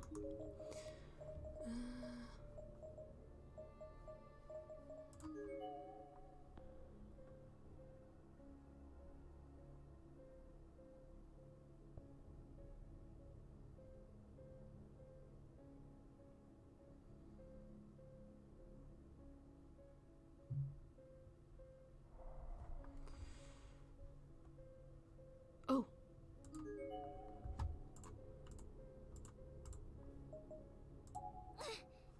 She's gonna get her head sliced off, isn't she?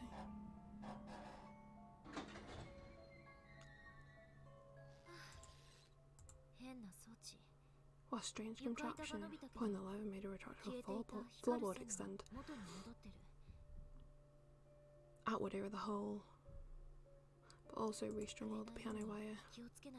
I had to be careful not to touch any of it if even slightly brushed against a single strand.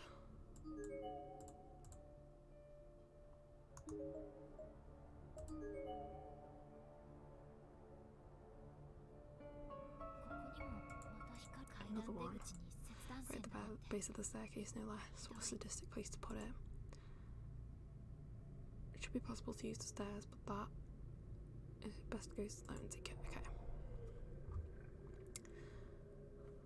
Let's just check. Yeah, okay.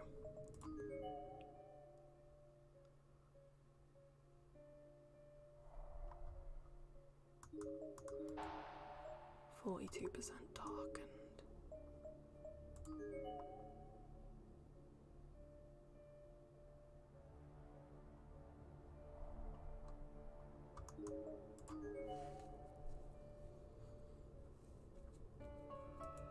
The washroom is completely boarded up. There won't be possible way to get inside. Okay.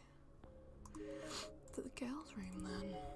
Seiko, are you hanging out in here? No matter how much I wondered, I just couldn't seem to figure out where Seiko had run off to. Hey Flo, how you doing? And I'd been teased from the shadows and frightened the whole time. I was itching. I'm alright. I'm not the best, but I'm alright. How are you doing now? And frightened the whole time I was searching. I couldn't take much more of it. I was losing my mind.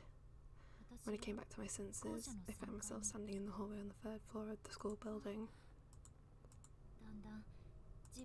I began to doubt myself, to doubt the fated events that lay ahead, or whatever these horrific future memories were.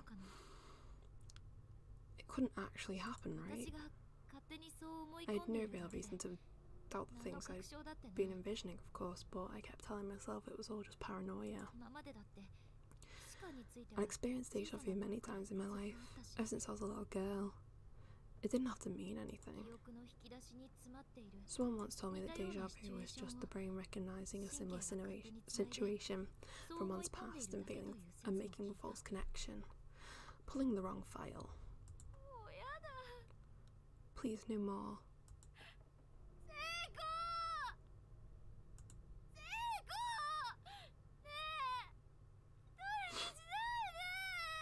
Please don't leave me by myself.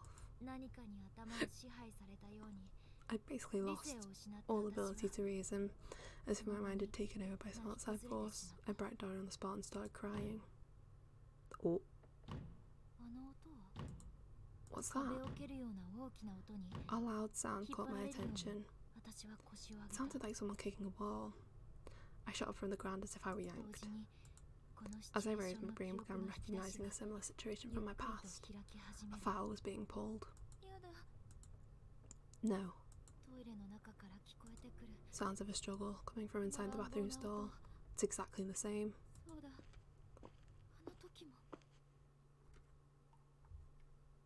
シーンと張り Seiko. 詰めた空気の There was 女 an 子トイレ eerie の stillness in 中 the air within the girls' lavatory. 人の気配は全くしないけれど It 奥 didn't から feel like there was 三つ目の anyone else 扉が in here with me, 閉じたよう but I に見 sensed え a た slight movement on the third stall from the back, as if it were just closed. 私の心臓が跳ね My 回り heart was racing. 緊 I 張 was し so て nervous. 血が逆流してい It るよ felt う like な all the 感 blood 覚 in に my なる body had become flowing in reverse. この扉の向こう Behind に this door, I'm trying to remember what you're meant to do here. Whether you're meant to get the bucket or... No, you're not meant to get the bucket, I'm pretty sure. Because it didn't work in the first game. Oh. Oh. Where's Seiko? 成功 Seiko, where are そう you? なの I miss you. ロープを見て真っ Just 暗 looking な at the 気持 noose ち sent a にな wave る of dark feelings through my mind. やっぱり死の運命は The spectre of death was right in front of me, baring its fangs. このままもし会えなかっ If た I went too much longer without finding her... 背後でまた壁を蹴るような音がして驚いて振り返る That same dull thud echoed again from behind me. Startled, I turned back towards the 誰 stall. もいない個室なのに No one was there. 何の音だろう So what was I hearing? 壁 The wall? ここの壁に There's a breeze coming out of 空 it. 気が流れ込んでる手を軽く握った I 甲の stepped 方 inside で and began lightly knocking 壁 on の the あたり back を wall ノックしてみる in several different spots.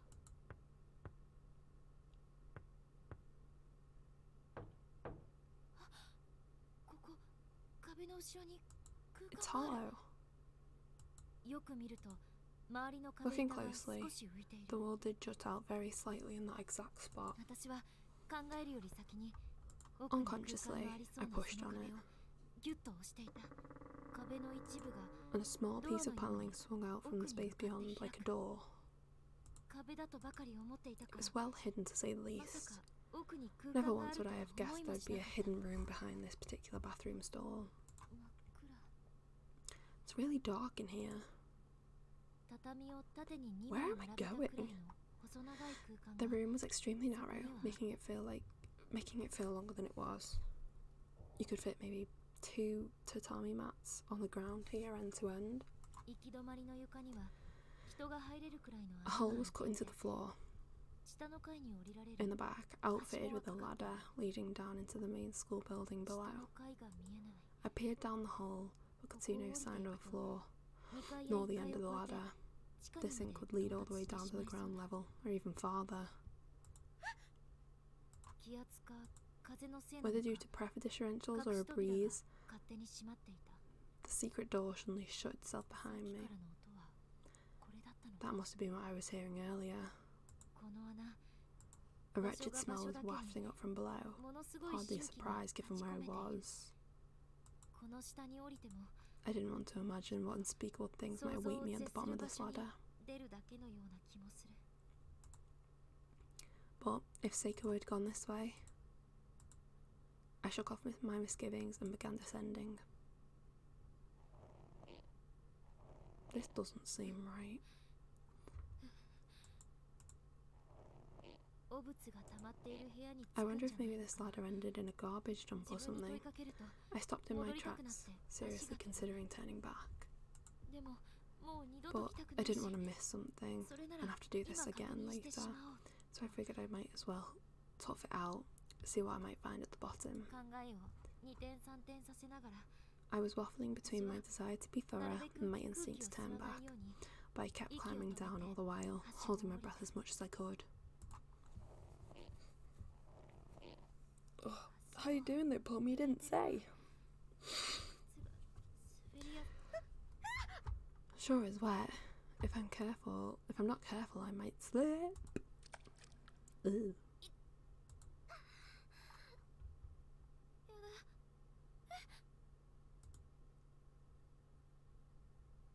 Huh? I'm really glad it's not a garbage dump. I seem to be in a cave-like room with muddy walls and a dirt floor. Looking up, I could see a very faint light coming from the hole I'd just climbed through, but the whole area was otherwise pitch black. This doesn't seem right. There doesn't seem to be anything to find in here at all. I'm probably just wasting my time. While surveying my surroundings as best I could, I attempted to stand up, but that didn't go very well.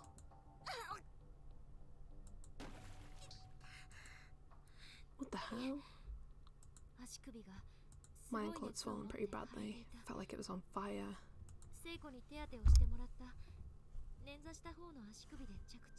It was the same sprained ankle Seiko attended earlier. I must have landed on it when I slipped from the ladder, aggravating it further. This does not seem right. Maybe it is, I don't know. We'll see. No. Why is this happening? Oh, didn't mean to do that. I made another attempt to get up, this time onto my good ankle. If I shifted my weight so the majority of it rested on that leg, maybe I could walk. She did. No such luck. I wasn't going anywhere. I was stuck in this dank cave. Nice. When no one could ever find me, with a ladder I couldn't use. My legs had begun going numb, and the pain from my ankle was almost unbearable. No, I have to get out of here. I have to. Leaning on the wall for support, I attempted to stand once more, this time holding my sprained ankle in the air as best as I could. I placed both my hands on the ladder, but it was no use. I couldn't even make the first step.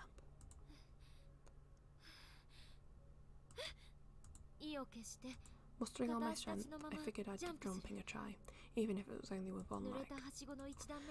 But as soon as the other came in contact with the bottom rung of that wet, slippery ladder, she's gonna die down here. I got a wrong end. I could feel myself turning pale. I was well and truly stuck. This was no joke, I was frantic. I tried climbing the ladder again and again, but just kept finding myself sprawled unceremoniously across the ground.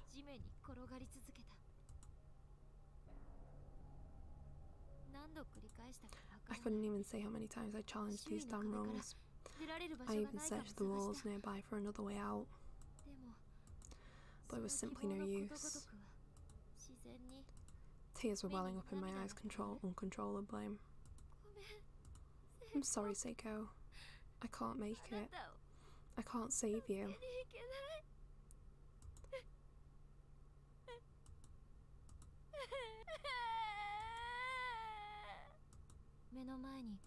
And then all of a sudden, I sensed a person in front of me. Seiko, if you want to find your friend, you can't just give up.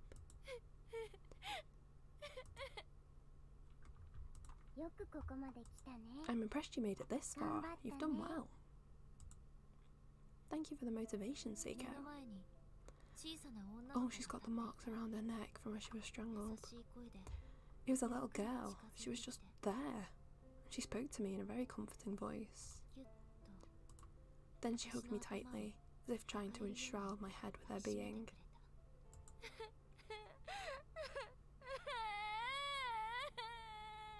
Don't cry. There, he'll be alright. I'll let you see her, if you'd like. Will you listen to what I have to say?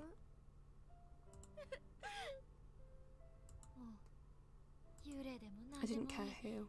I didn't care if it was a person or a ghost. I just wanted anybody to save Seiko. Good. Good girl. いい子 Good girl, that's a good 大丈 girl. 夫辛い記憶は Everything's gonna be okay. Painful memories, you see, その方が are 面 the 白い funniest of them all. We did. We so did. Oh. Maybe you're not.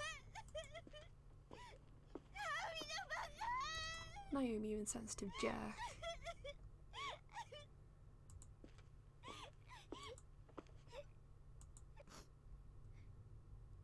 No, I shouldn't say that about her. It was my fault. Naomi was just scared. And after what she went through, I don't blame her. いつもあんなに明るいのに She's all, welcome back, John Lee. She's always been so cheery and so kind. I keep thinking I've got a wrong end, but then it keeps bamboozling me, so I think I might not. But I'm still not 100% certain yet. But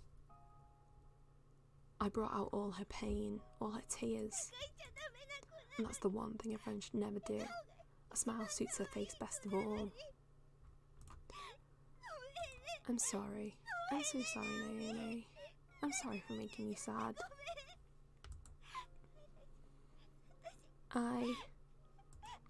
I feel so lost without you. Oh, sorry, bit. Oh. It's the same for me, Seiko. Seiko, I'm sorry. I'm so sorry. Please forgive me. I just want us to be together forever. I'm so confused. Naomi. But when I'm with you, don't I make you mad? So is this right then? Don't I rub you the wrong way and make things unbearable for you? Of course you don't. That was just me being stubborn and pouting and behaving like a spoiled brat.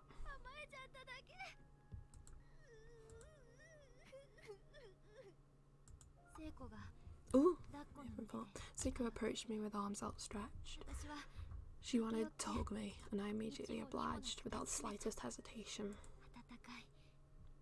This was Seiko, warm and alive, soft and smelling lovely as usual. I'll never let you go again. Me neither. You better not. There's a Japanese style room over there with tatami mats and everything. We should go sit down and try and calm our nerves for a while. A little. Words. What are you confused about?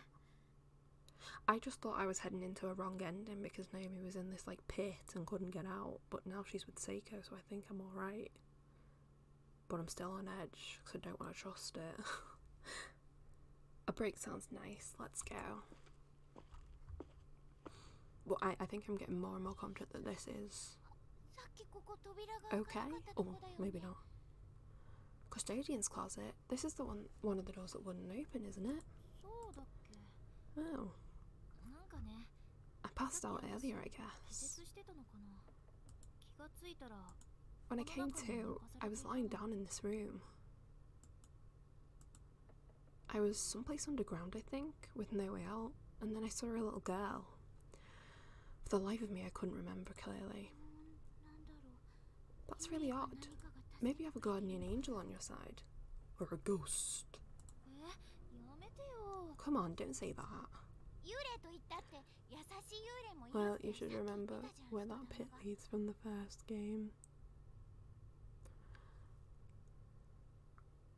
The pit in the toilets leads to the custodian's room, doesn't it?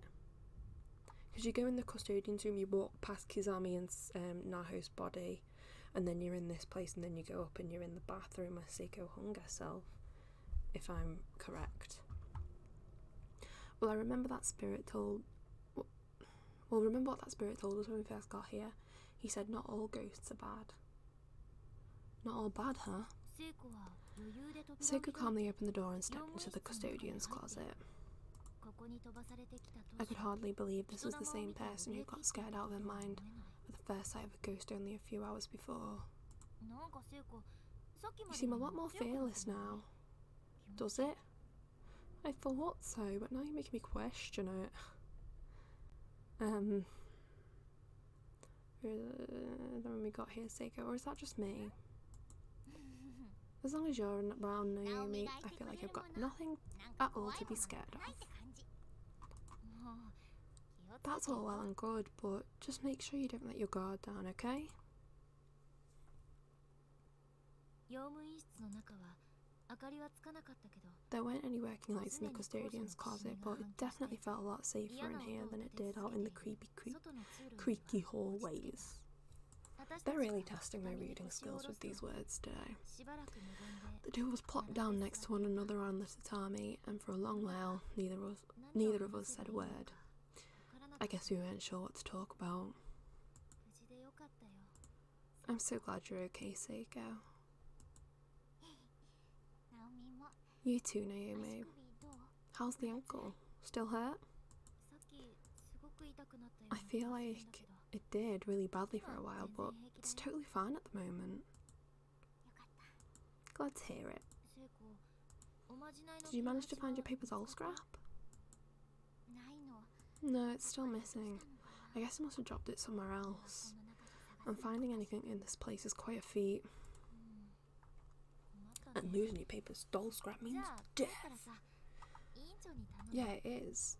もう一回 I'm sorry, おまじない but みんなで when we やろ get うよ back, we can always ask the class rep to perform the ritual. No. Then we can get you a replacement. そうだね That's true. 落ち着くと Do not perform it again when you get back. That defeats the whole point of getting back. 校舎の探索 Once we は calm down a bit, we reached. Is this all my darkening? This red? Oop. Not a good sign. We simply didn't want to leave the room anymore. We had no desire to go back into those 私たちは holes, そのまま so we didn't. 結構 We 長い stayed 時 right 間 where we were for a really long time, just chatting endlessly with one another, casual as can be. クラスのみんなのこと About class, the festival, and our sleepover the 昨夜の previous 泊ま night. り会のこと Ordinary, everyday conversation. 話しながら私は But then I happened to look over 聖子の and 視 catch 線 Seiko を staring at me. だよねほんと Yeah, totally. 聖子どうしたの Seiko, is something wrong? あNo, it's nothing. 暗くてよく見えないけれ It ど was too dark to see Seiko's features in any great detail, but something seemed amiss. It was her face. Was she blushing? ナオミ勇気出して言うね This is hard for me to say, あのね but well, what is it? Please don't kill me. 真剣な表情に She had an uncharacteristically serious expression on her face, and she seemed really nervous. What was it, Seiko? What were you trying to tell me? Please tell me that you're in love with me and not that you want to kill me. やっぱいいや Oh, never you mind. 何それ Oh, come on now, my curiosity is killing me. Just spit it out already. 笑わない Promise you won't laugh? Okay, so I don't think she's gonna kill me. 嫌なら笑わない If you don't want me to, then I won't. 私 Okay, 本気なんだ because I'm totally serious. ドキッとした My heart skipped こ a こで beat. 初めて This was the beginning. 私は How could I have どこまで been so dense all this time?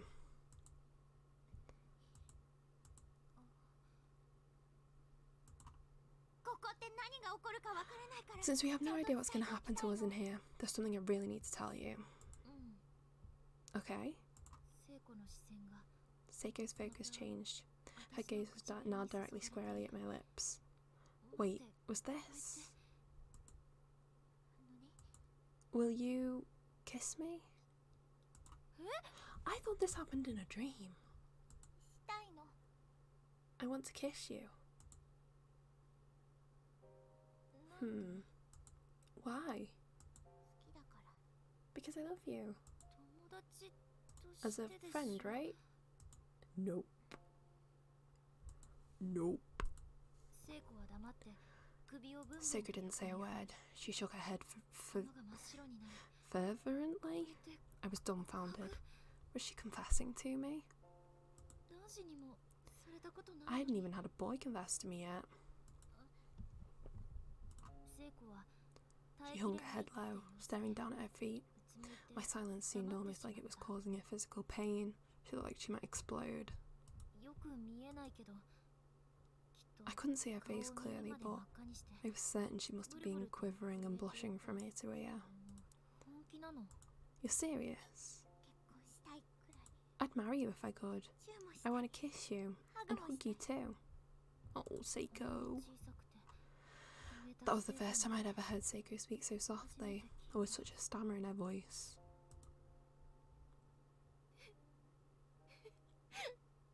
Why are you crying?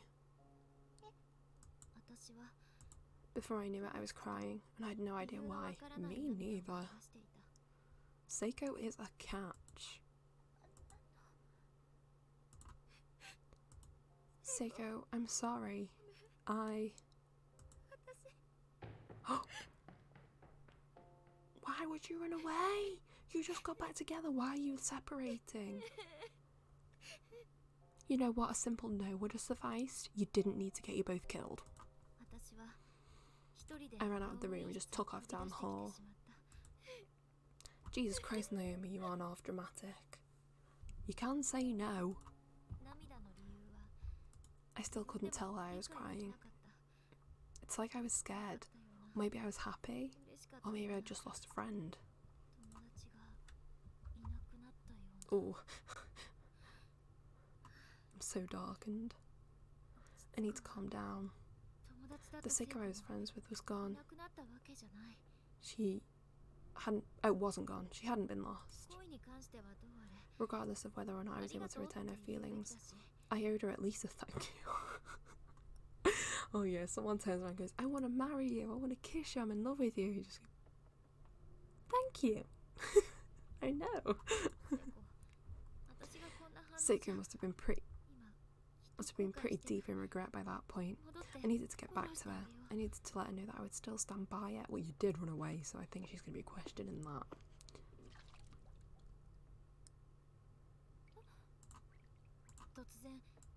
I was suddenly distracted by the sound of dripping water nearby.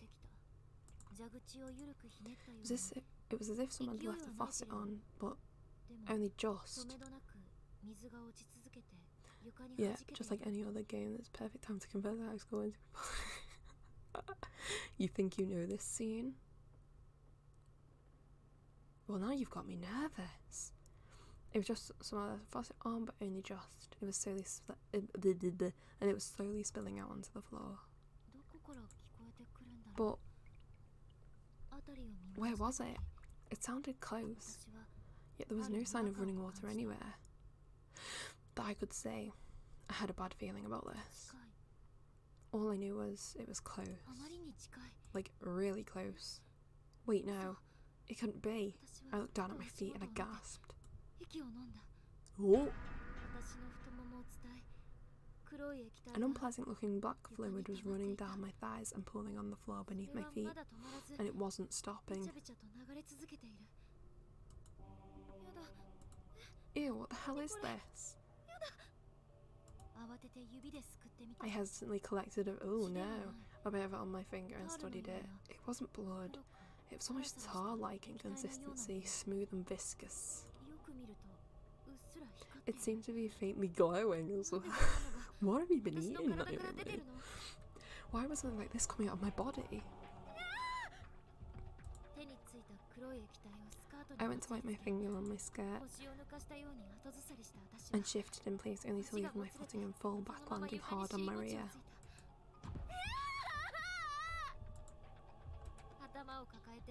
I put my hands on the side of my head, closed my eyes and screamed. I reached my limit. I just wanted all this to be over. Try as I might to shut out the world was determined not to be ignored. It was like heaven and earth were moving all around me. I felt dizzy. It was like my soul and my body were separating. I became acutely aware of my own mass. I started obsessing over it. I was so heavy. My head in particular. The human cranium weighs about 5 kilograms. Oh, well there you go, the more you know. Hope everyone's learned that today. I could feel every last gram straining my neck muscles. It was hurting my back. 5 kilograms? That doesn't feel like it weighs 5 kilograms. I don't know. Maybe I've just got a strong neck. Wait, what if they go to the lowest floor and just constantly break the mirrors? What do you mean? I don't know. To escape? Would that work? Breaking mirrors? I thought you just had to do the Sachiko charm in reverse.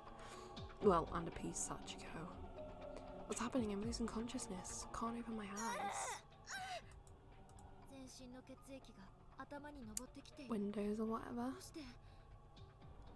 I don't think they could break them. The windows, they were like fixated to the wall or however they described them in the first game. You don't know the difference. No, you're not. I'm just like, you know what? Throw out your theories. I love to hear them. Love to hear them.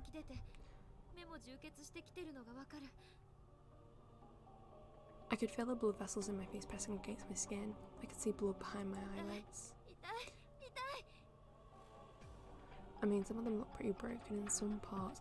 Yeah, they are. This place is pretty destroyed. It hurts so much. The blood just kept coming and it wouldn't stop. It felt as if my blood vessels, my eyes, my whole head could just burst at any moment. Somebody please save me, Seiko. Have I been overtaken by the darkening? Oh, I think I have. Be careful, you're about to fall into the valley of past and future memories. Just as my last vestiges of consciousness were fading, I heard a little girl's voice. But I was in pain. I was weighed down, I couldn't open my eyes. If you wish to save your friend, you'll need to overcome fate itself. What are you saying?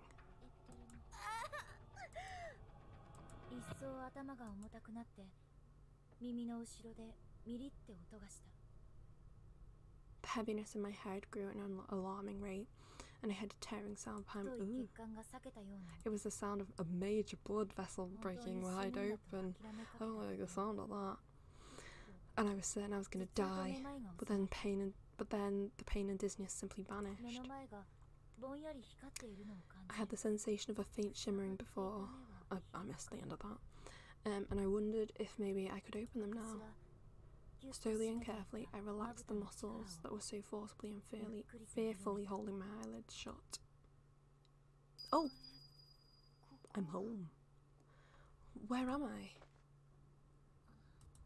This isn't Heavenly Host. I know exactly where I was. I'd seen this image a million times before. I'd seen it just this morning with Seiko. This was my house. Maybe I'm really home?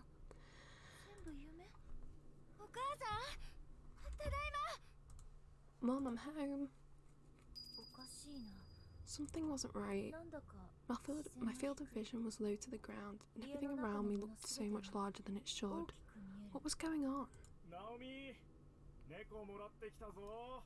Naomi, guess what? I brought you a cat.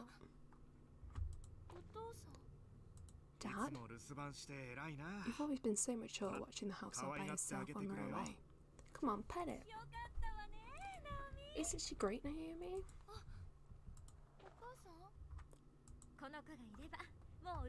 Now you'll have someone to keep you company. Sorry we're always so late coming home from work, sweetie. It's so nice that we can trust you, though. I am really sorry, but now you won't be lonely anymore, right? Stop this. May would spend half her time indoors and the other half in the backyard, as if she were out in a pasture or something. It may not have been much land, but that was her territory, and she rarely ventured outside of it. Once I was so upset at my parents were going to be late coming home, that I scooped up May and ran away from home. for a little while.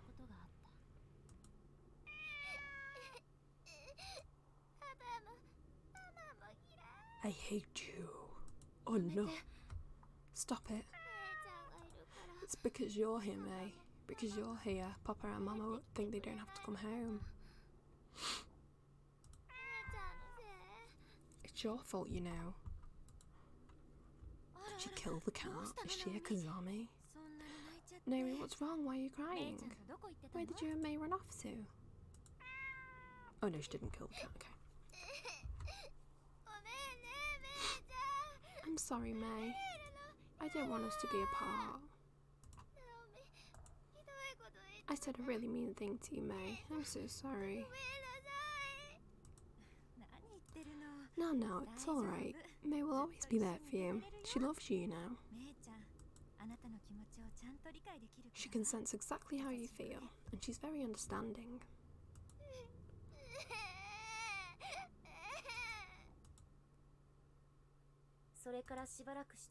It wasn't long after that May ran away.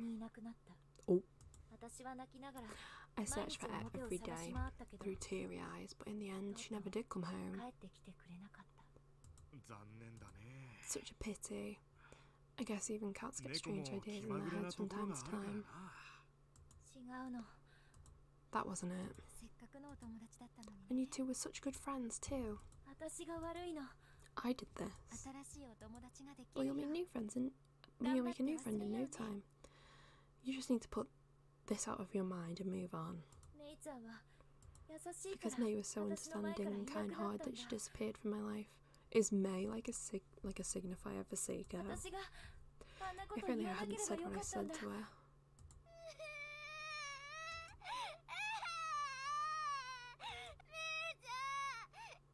May, come back, please.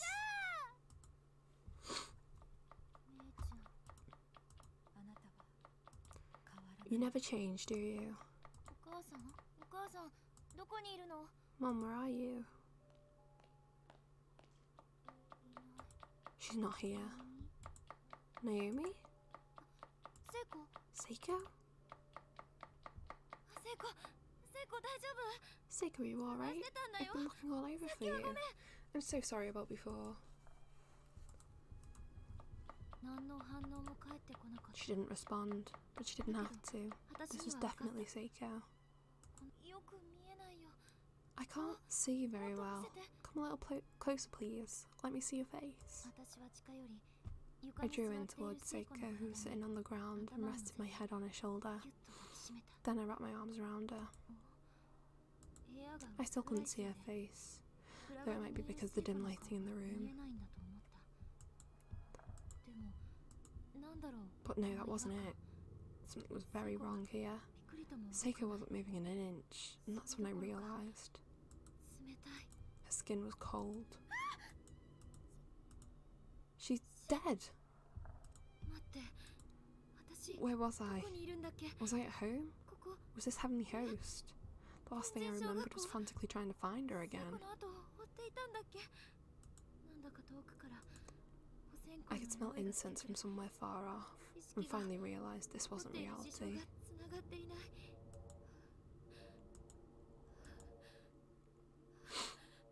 Hmm? What is happening?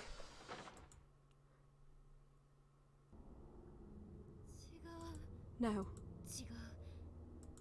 No, this person's sitting perfectly still on the floor, not saying a word. This wasn't Seiko. Who was it? Hi. Naomi? Within the unyielding darkness, I knew that whoever it was taking Seiko's shape was coming towards me.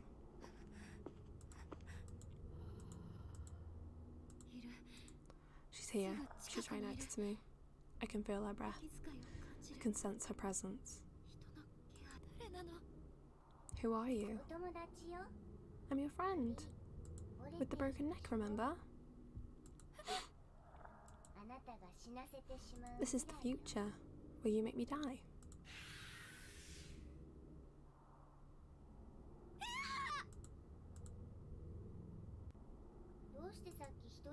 did you leave me by myself back there? After we finally managed to get back together too. I was so worried that I'd hurt you. So worried that's why things turned out this way. No, don't say that.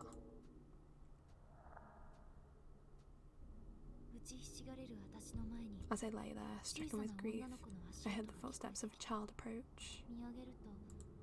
I looked up and saw a little girl with a red dress standing over me. Sachiko! Do you want to save your friend no matter what it takes? What are you? I'm the one who controls the fate of this world. I had no clue what she meant by that. But I remembered that she'd been giving me advice this whole time. She had a different air about her than the other spirits in the school building. I felt like maybe she was on my side. I want to save her, please. If there's some way to do it, tell me now. Or tell me how. I'll give you another chance to remember. Think hard. What you've just seen are events from your past, which is also your future, through which your spirit now passes. In other words, this isn't the first time you've experienced this sequence of events, but you already knew that, didn't you?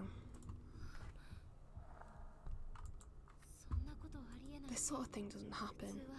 It should have sounded like complete nonsense to me.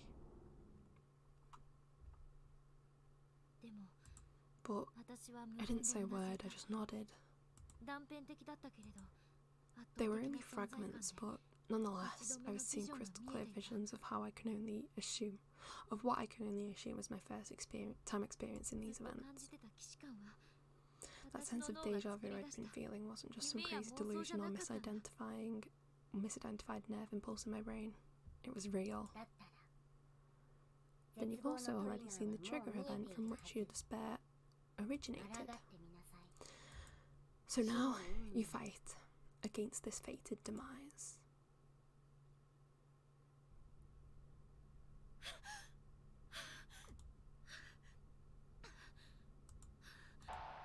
Right, before we go and save Sicko, I'm just take a quick break.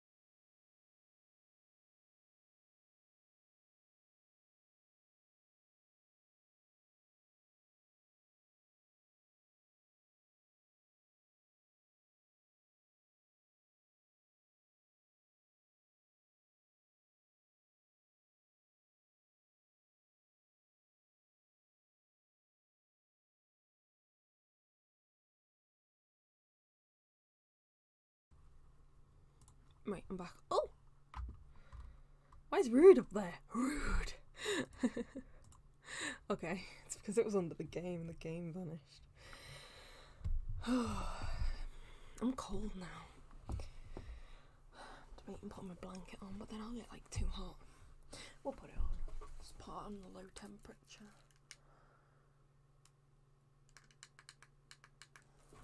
Okay, there we go. Oh.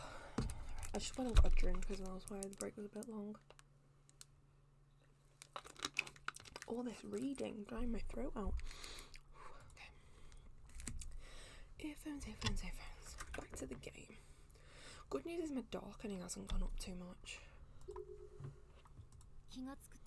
When I came back to my senses, I found myself standing in the hallway on the 3rd floor of the school building. When did I get here? How long had I been here? I looked down and sure enough, there were puddles of black all around me. It was that viscous fluid that had been spilling out from inside me. A palpable manifestation of dread spreading out across the floor, but this is no time to sulk. I had to think about Seiko. I'd left her all by herself again. I wonder if she's still in the custodian's room. Nope. That sound was coming from inside the bathroom. There was a violent banging coming from one of the stalls. With a lump in my throat and a shiver down my spine, I slowly crept in to take a look. There was an eerie stillness in the air within the girls' lavatory. It didn't feel like there was anyone else in there with me, but I sensed slight movement on the 3rd stall from the back. This is the source of all the bad feelings and uncomfortable premonitions I'd been having. I knew what I was going to find. I remembered this future. So plan is, don't use the bucket because that didn't work in the first game. This was the future I absolutely had to prevent from coming to pass. The image of what waited for me in the store was burned into my memory.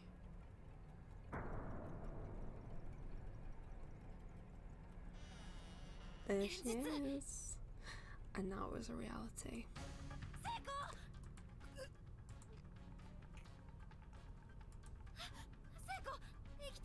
Seiko, you're still alive. I'll save you. There it was again. A flash of a sad future that awaited us if I made the wrong move here. But there was still time. I could still save her. Hold on, I'll get you down.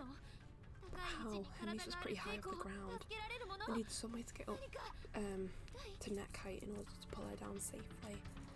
Something to stand on? No.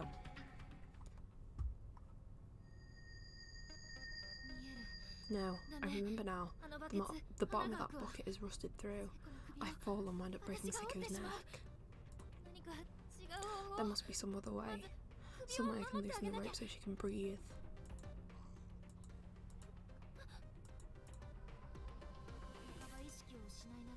Though only half conscious, Seiko was thrashing around wildly and frantically squirming for air. It seemed automatic, like a reflex. The body's struggle for life when life was being denied it. All I could see as I watched over her body writhing on that rope was proof positive that she wanted to live. I'm gonna save you, I swear. It was gonna be alright. I could see the future. Fate was on my side for a change.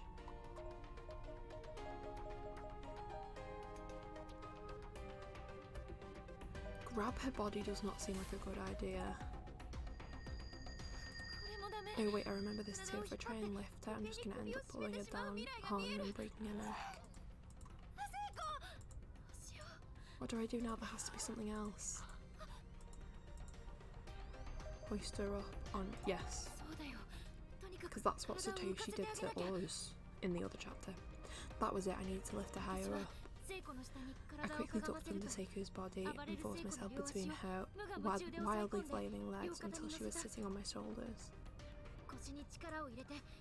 Then I put everything into my back muscles, standing up and lifting her into the air. This created enough slack in the rope that the upper half of Seiko's body, weakened as it was, naturally collapsed against the back wall. Thinking fast, I took a step forward and actively pushed her into it, holding her into place so her head wouldn't drop back down again.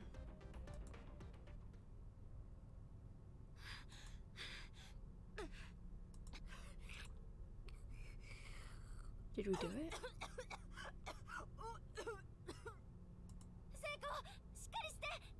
Seiko, stay with me. Breathe.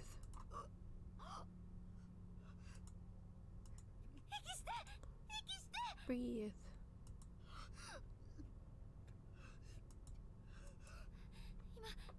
I can feel a sneeze coming on. I'm gonna get you out of this rope now, okay? Just hold still.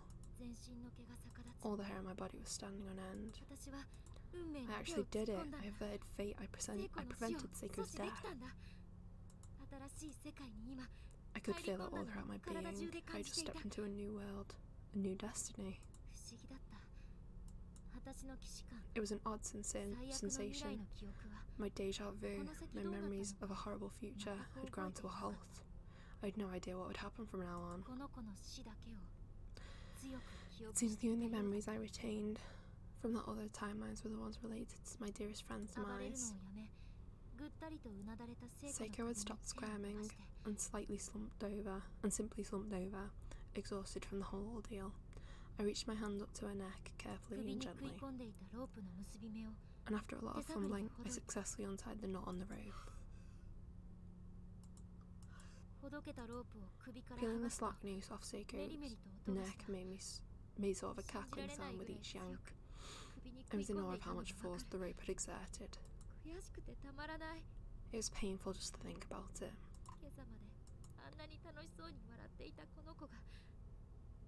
Up through this morning, she was all smiles and laughter.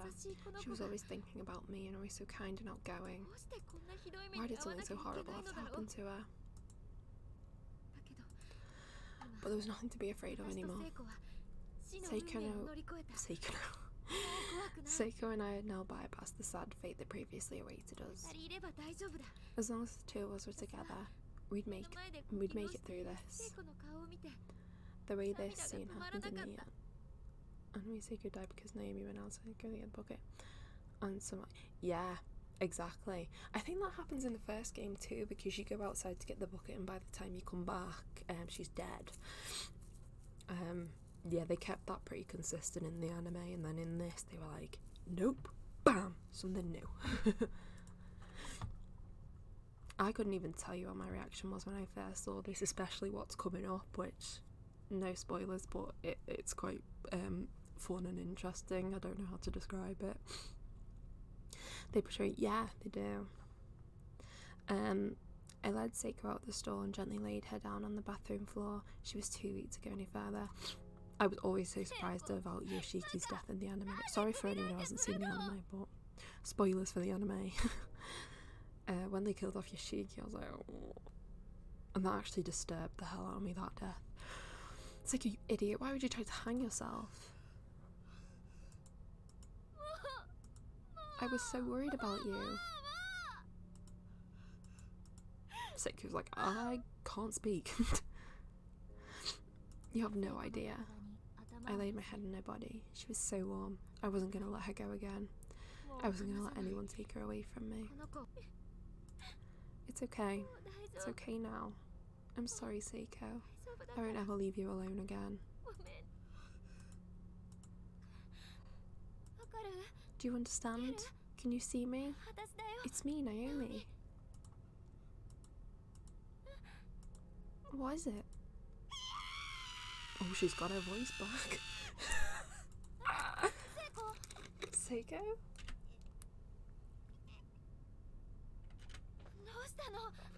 What's wrong? It's me.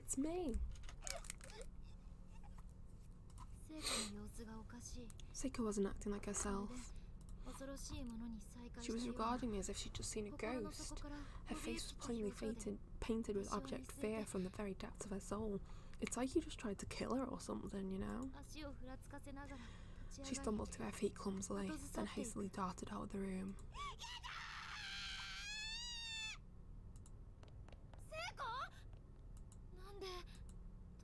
What? Why didn't she understand? Was she confused? Either way, I had to catch her.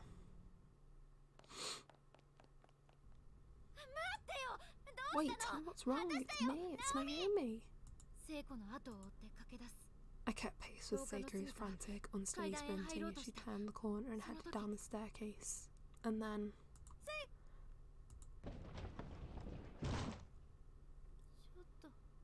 No. I'm gonna sneeze. Oh, bless me. Sorry, I should have muted. Horrific.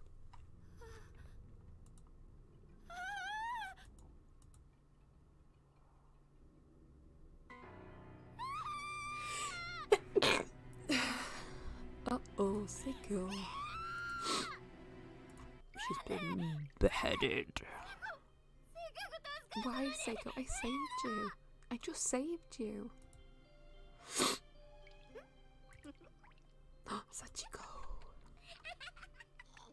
Oh. Smells rotten.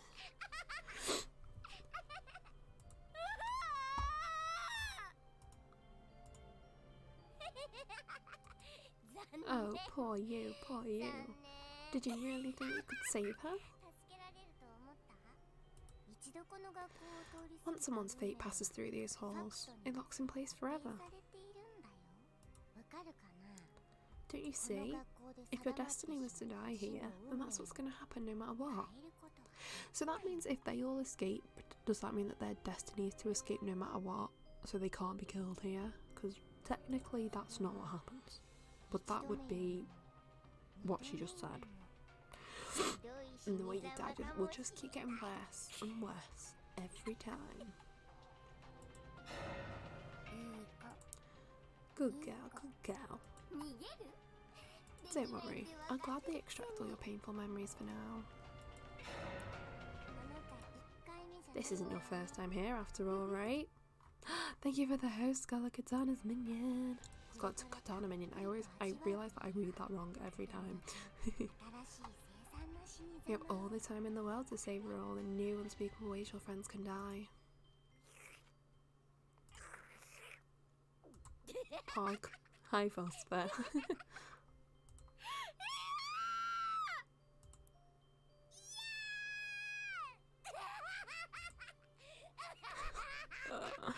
Oh, Sachiko. Hey, Night of the Wolf. Happy Friday. Happy Friday to you too. That unbelievable cruelty. This was inhuman malevolence, the likes of which I'd never imagined could exist. She's holding Seiko's head, and the curls are still intact. How does she do it, even in death? Because of my own overzealous actions, Seiko wound up meeting a fate even worse than death by hanging. Is it though? Hanging's long and painful. Decapitation seems very quick and painless. It's my fault, my fault. My tears began raining on Seiko's cheek, and on her forehead, onto her nose. You missed the epic 100 part, which the head getting cut off. Into her mouth, into her eyes. Seiko's eyes wouldn't close. Despite lacking the ability to focus anymore, she kept staring right at me. Oh, Seiko, what are you looking at right now? What thoughts are going through your... None. No, well, this is a head with no body attached, so yes. Something did just happen. Why did you run from me earlier? You ran from her, what do you mean? Why are you so afraid? But no matter how many times I asked her these questions, Seiko just wouldn't answer because she's dead. I told her we'd always be friends. No matter what, that we'd always be together. Feels. But it's also, she's literally holding her head, so I cannot take her seriously. Answer me, please, say something, don't leave me all alone. I could still feel the warmth from Seiko's head in my arms. But she was gone now. I was powerless. All I could do was scream. There was nothing else to do. Nothing would change. Not that screaming helped. All that it did was echo back at me as if mocking my pain. I felt like I was trapped in a cold, damp cell. I had no doubt in my mind that this was hell. Why do we have to be put through this nightmare? God, I can't take it anymore. Get me out of here. Somebody please, save me.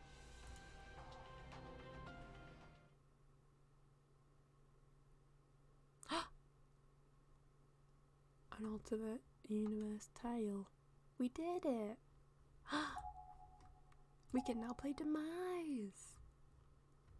Satomi, alright. Oh, we got that interview. Wow. We did it. Wow, how long did it take me? 2 hours 45 minutes. Demise, let's go.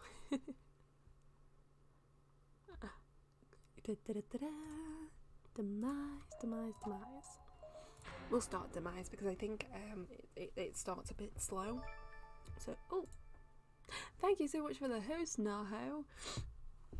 Welcome to stream. We've just finished chapter 1 of Book of Shadows. We are now doing Demise. Oh, maybe not. Maybe I'm thinking of the wrong chapter.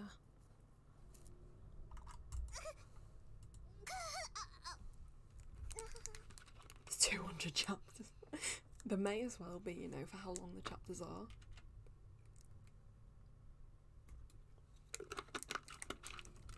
What? Why was I lying on the ground? My vision was blurred and indistinct. Maybe it was the blow to the head. Maybe it was because of all the tears in my eyes.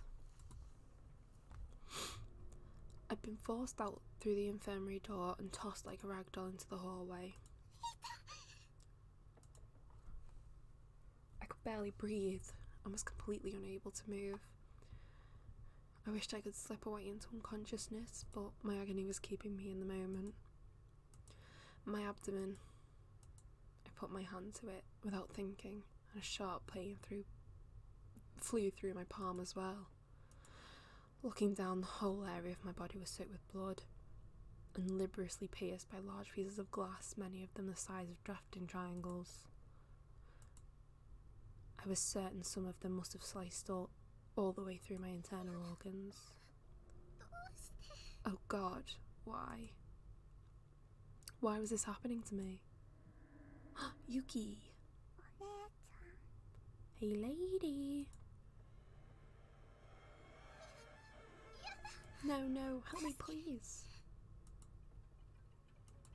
Through my veil of tears, I could barely make out the face of a young girl with an unearthly blue glow about her. She was looking right at me and seemed concerned. No? As she got closer, I could read her expression more clearly. She was smiling and staring into my soul with one good eye and one empty socket. Wouldn't you come play with us?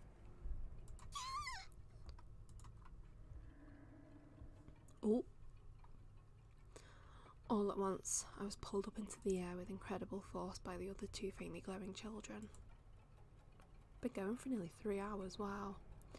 Hope you have headphones of some sort. I have my earphones in. One of my arms was being held by the spirit of a young boy. The other was being held by the spirit of what I assumed to be a little girl. I couldn't tell for sure since everything above her jawline was missing, leaving me with no facial features to read. Her head was like a half-eaten fruit with the bottom teeth in place of seeds. I could see her vocal cords flutter and her throat contract with every giggle. How you doing, Naho? Based on her size, I'd estimate she was still early grade school age. She held my arm tightly and her shadowy silhouette gazed at me innocently. Her voice box gyrated a little and her throat opened and closed rhythmically, producing a gurgling sound that might have been a chuckle. Bored? but doing well otherwise. Oh, well, obviously that makes sense. I mean, boredom seems to be very popular at the moment, doesn't it? I'm glad they're doing well though. I was thinking, ooh, that sounds fun. I'm gonna head out. I don't know if I will. I don't know how much longer I'll be going on, to be honest. What time is it for? I really don't know. But it was nice to have you here, Jaden. It was lovely to see you again. Thank you for chatting with me. Producing a gurgling sound that might have been a chuckle. She then said, "Let's paint a picture. You can be the paint." All three children were now staring right at me, as if they were studying Nan's movements just before squishing it with their thumbs. In one single rough motion, I found myself flipped 90 degrees downwards. I was facing the ground, and I could sense myself moving forward rapidly. Ooh! So that sounds even more painful. So what, instead of, because I always thought that she got through at the wall like that, so instead of that she got through at it like that. Ow! Head first. That sounds worse. What a strange sensation. I was now staring up at the wall from the floor. There was a large slathering of chunky red bits strewn all over it. Their dull earth tones clashed heavily with the wall's worn grey hues. It was almost as if someone had winged a juicy pomegranate against it with all their might. What's this game with pomegranates? Except this was no pomegranate. It was a person. It was me.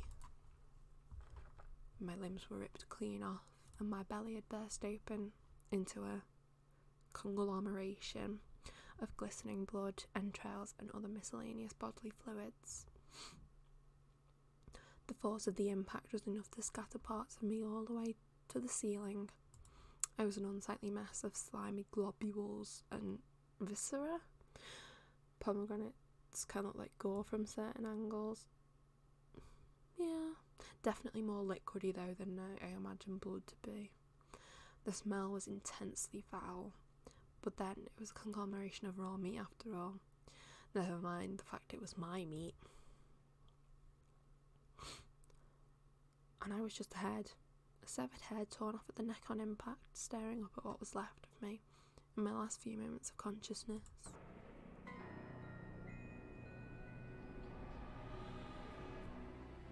Fun, right?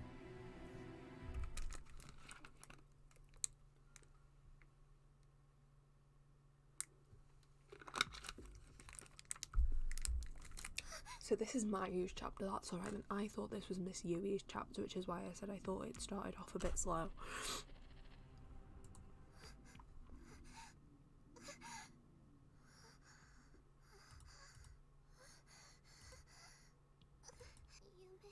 Was that a dream?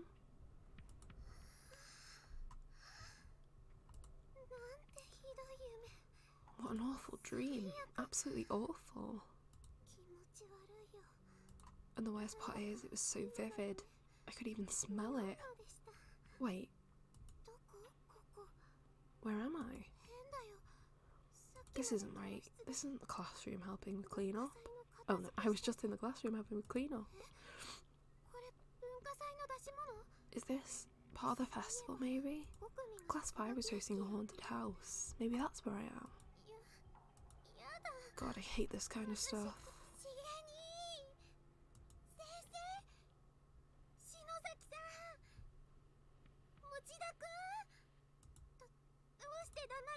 Why is no one saying anything? Come on, that's enough. Please, just stop. There was no response. There was only a deep, all-encompassing silence that hung in the air like a fog. Oh. Was that an earthquake? This really isn't funny anymore, guys. Despite continuing to plead with my friends, I knew this was reality. I had no choice but to accept it, no matter how much I wish it weren't true. A set piece like this, after all, was beyond the abilities of even the most professional theatre troupe to create. Right, my memories, not playing with me. I always forget, does Morishige like have a chapter? Does he feature in a chapter? Like, does he have an actual role in this game? Because I can't remember for the life of me, and it's like it's bugging me. This is no haunted house, is it? So where am I? What happened to me? And where's everyone else? Somebody, please save me.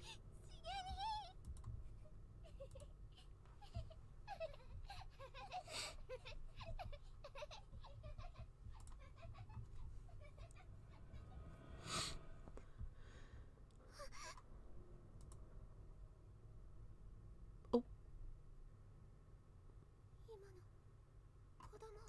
Were those children? They're the same children I saw in my dream. Oh, search mode.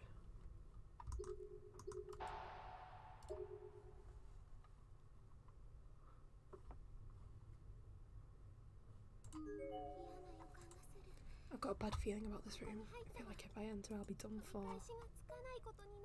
Well, I've got no other choice.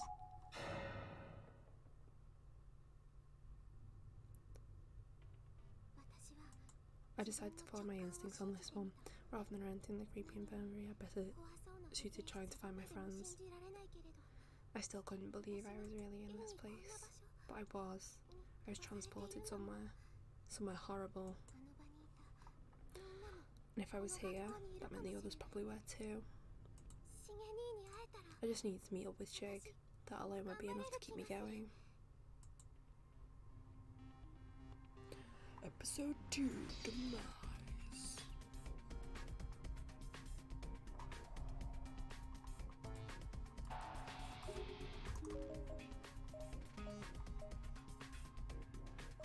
Okay, so we've basically got the same layout that we did with Naomi. Okay, let's go to the lab. See what's going on there. Door to the science lab is locked. Anything to look at? Well, upstairs.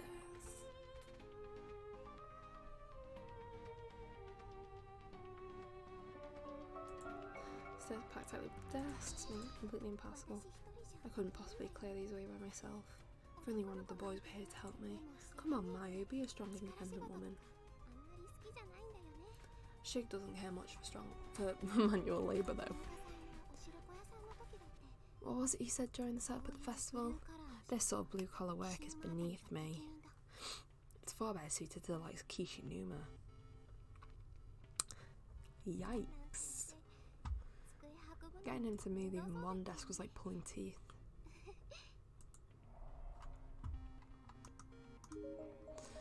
Let's go to 3A.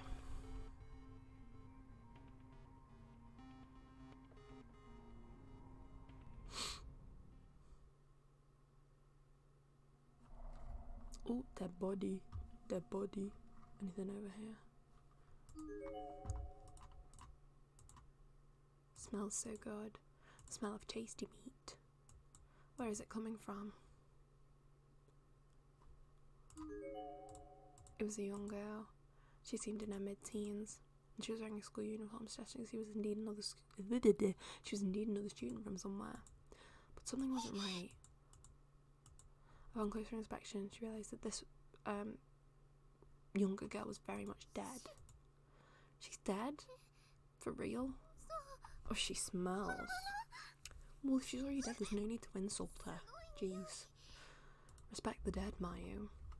I wonder how much time had passed since she died. Externally, she still looks mostly intact.